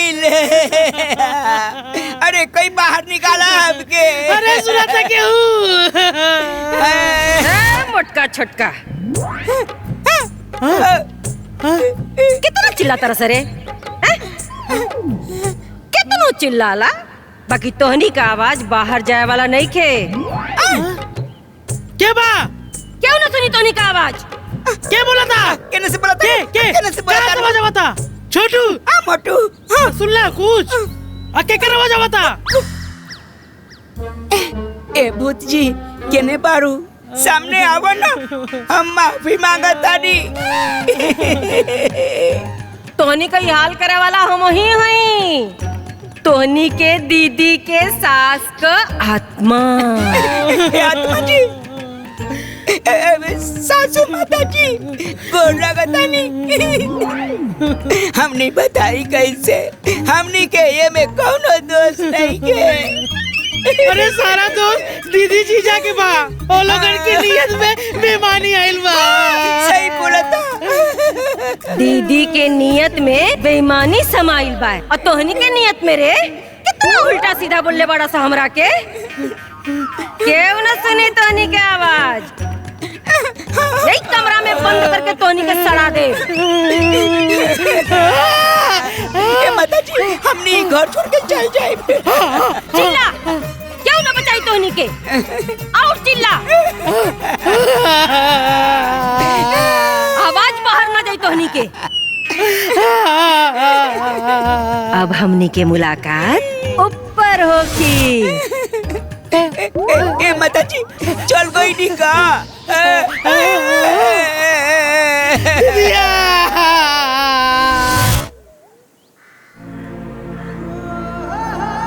सुमन, सुमन। हाँ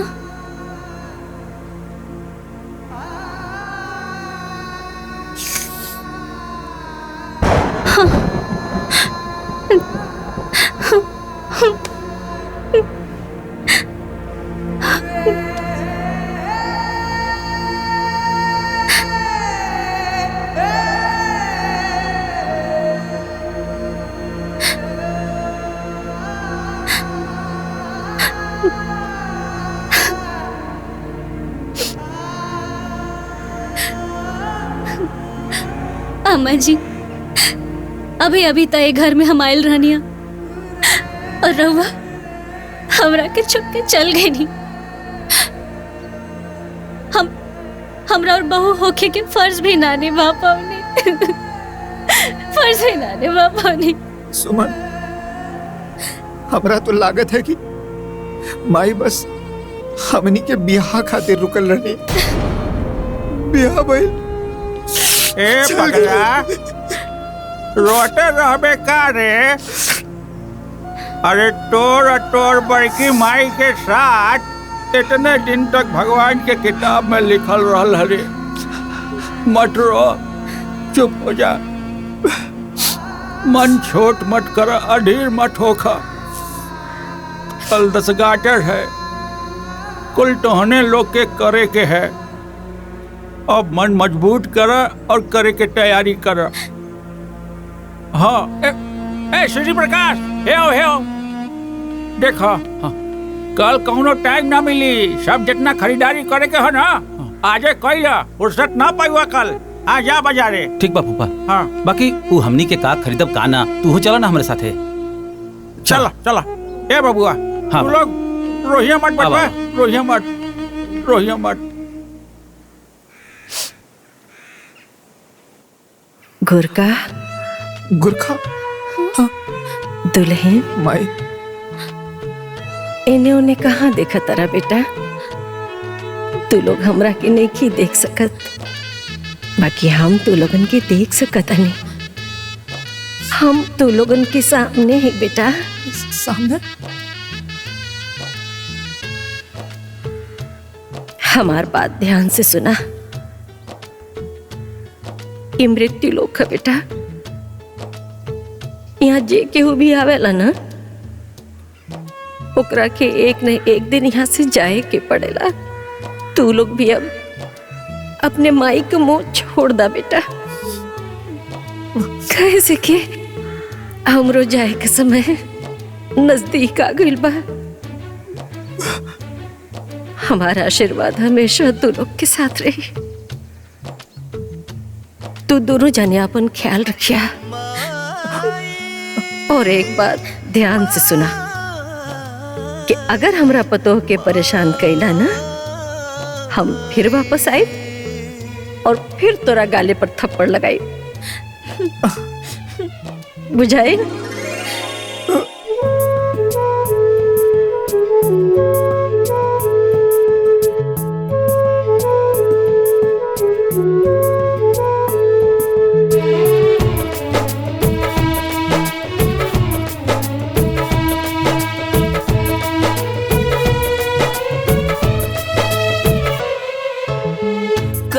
कैसन रीत कैसन रचना छूटे आपन टूटे कल्पना माया मोह सगे संबंधी माया मोह सगे संबंधी सब हो जाला रे बेगाना खेल खत्म हो जाए जहिया है जाना रे जाना खेल खत्म हो जाए जहिया है जाना रे जाना।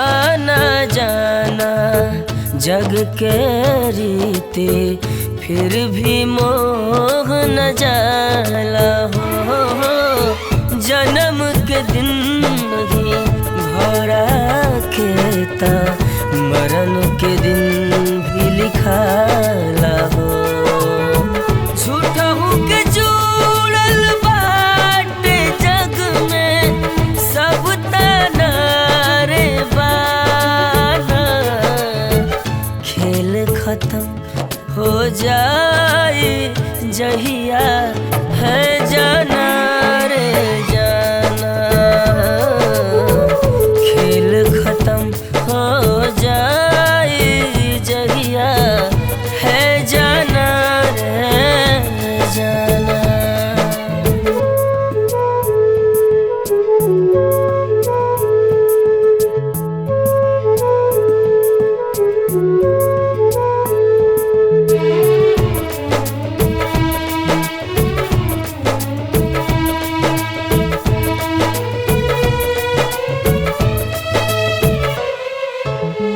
बड़ा रे सतावे बड़ा रे रुवावे अंत समय हो विदाई के छोड़े वाला छोड़ के जाए अपना जन के रुवाई के माटी देह मिली माटी में सब माना रे माना खेल खत्म हो जाए जहिया है जाना रे जाना खेल खत्म हो जाए जहिया है जाना रे जाना।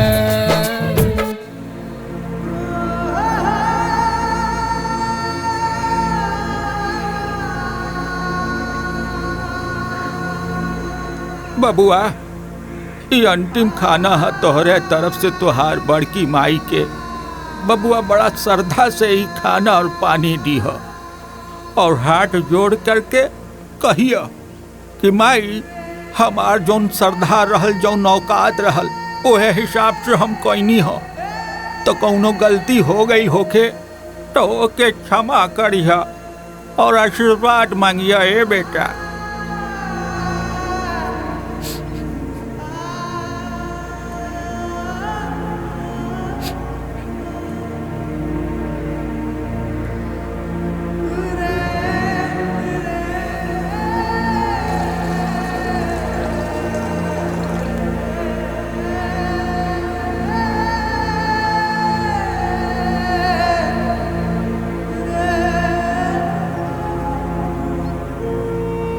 हे माई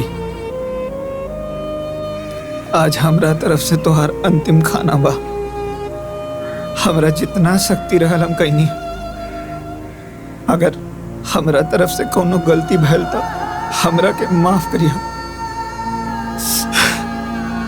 और तू जहां कहीं भी बाड़ू हमरा ऊपर अपन आशीर्वाद बनाए रखिया।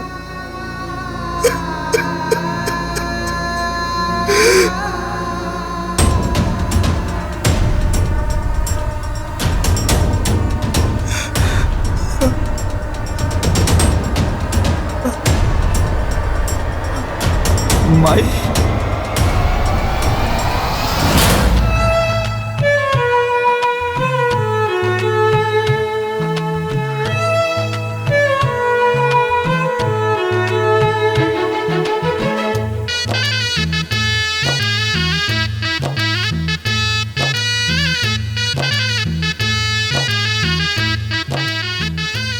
वो जादू करनी हिया, जादू टोना से के आइल बिया, सारा खेला उहे खेलतिया। हाँ तब का घर में राखल खजाना गायब हो गई, इतना खोजला के बादो नहीं मिलल। हमरे करण अर्जुन के ई हाल हो गए। हाँ हमने के साथे जौन भइल वो भुला गए नी का? अरे ई झमेला के जड़ हुए दोनों हवे। सरवा हमनी के प्रॉपर्टी खातिर हमनी के कुत्ता बना देले बाड़ा सन। हमनी दुनिया दिखावनी जा, आज हमनी के आंख दिखावता। अरे अब कुल बीत गइल ना, अब यही से कुछ करा चलो। करे के काबा वो दोनों के जीवन लीला समाप्त करे के बा। टुकड़ा टुकड़ा काट के एहिजा घर में दफन कर दे, केहू के भनक तक न लागी। देखो जो आराम से देख देख देख देख क्या देख।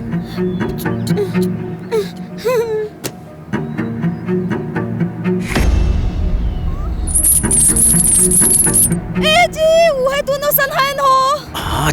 आज ओकनी के समाप्त कर देवे के बा एकदम। है सातरा जल्द से।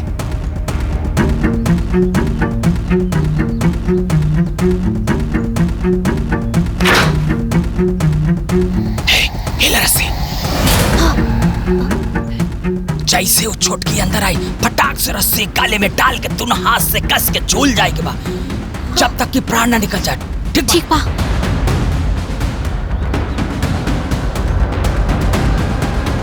सब लोग तैयार बड़ा? हाँ तैयार बानी।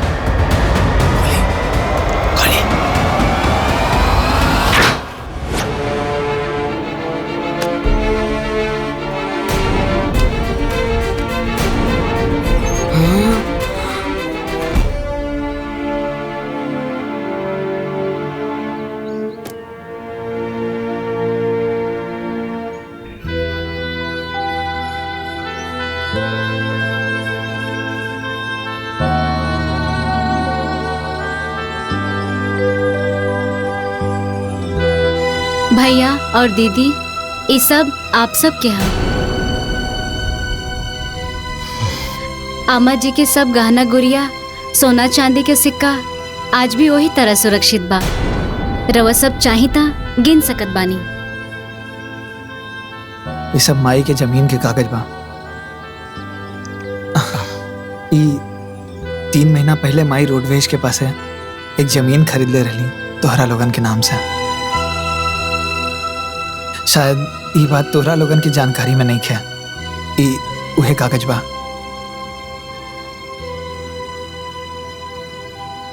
और ये अम्मा जी के बैंक के बैलेंस और ये एफडी के कागज है। ये सब आप सब के हैं। और भैया तोहरा के तो पता बा ना कि जब हमार माई मर गल रहनी त तू हमरा के गोद में ले आके बड़की माई के दे देले रहला। ये अनाथ का अगर केहू सहारा बनलस तो वो तुहे रहला भैया। और मजला भैया तो हमरा के कब्बो खुद से दूर ना कैली।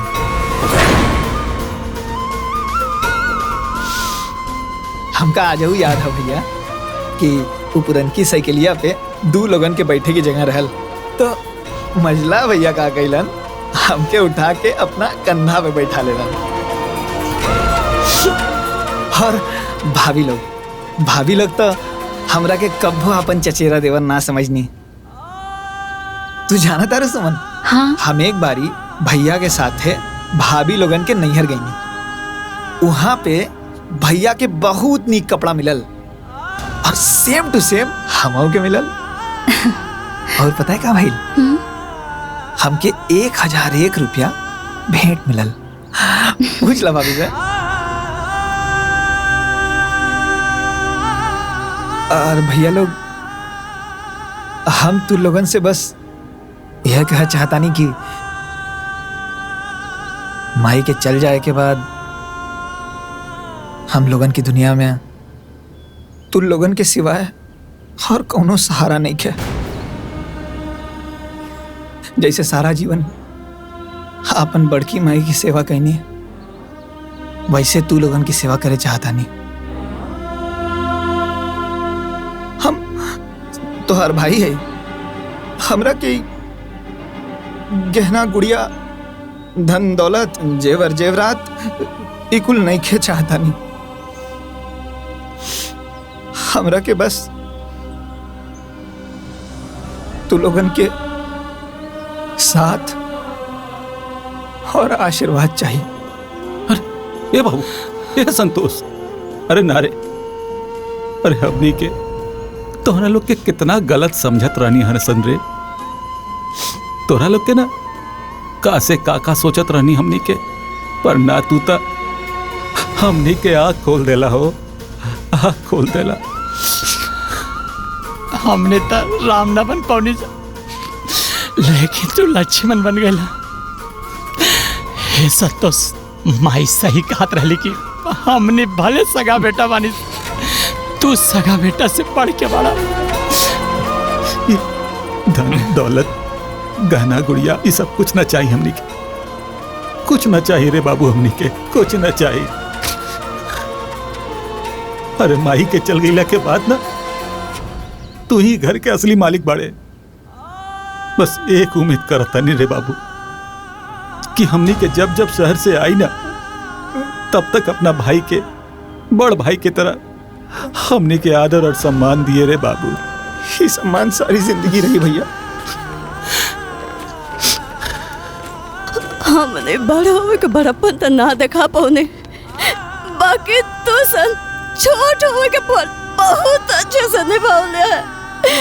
हमरे के माफ कर दे छोटकी, माफ कर दे रे। ना दीदी, आप लोग तो हमार गार्जियन है और गार्जियन माफी ना मांगेला, गार्जियन तो आशीर्वाद देवेला। ए छोटको, कबो कबो बढ़ानों से गलती हो जाला, अपन बड़ बहन समझ के माफ कर दिया। अरे दीदी, बड़ लोग माफी ना मांगेला, अरे बड़ गार्जियन तो आशीर्वाद देवेला। ए छोटकी बहन, छोटकी बहना करो दुहाई, हम दोनों है तेरे भाई। अब हमको यही कहना, हमारे पास है 3-3 महीना।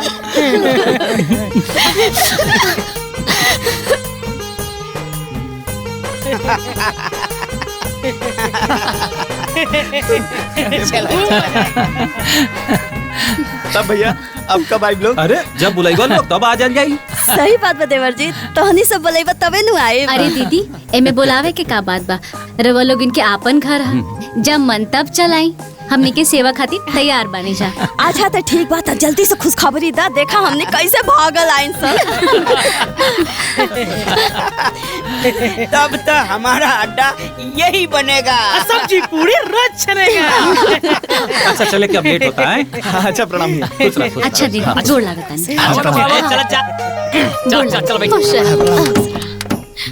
खुश रही, खुश रही, अपन ख्याल रखिया। अरे हवा लोग लेट होता। चल चल, तू लोग अपन ध्यान रखिया, हाँ? और मौका मिले तो हमनी के लगे आइया। ए देवरानी जी, हमरे देवर जी के ख्याल रखिया, बच्चा रोवे के ना चाहिए।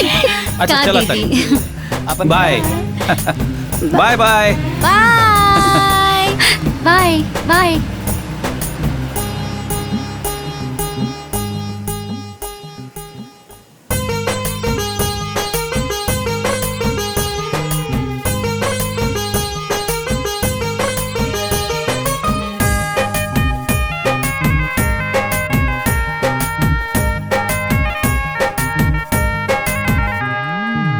जुड़ा जुड़ा पिया रे सिनुर टिकुलिया, रौरा चरण में चढ़ाई।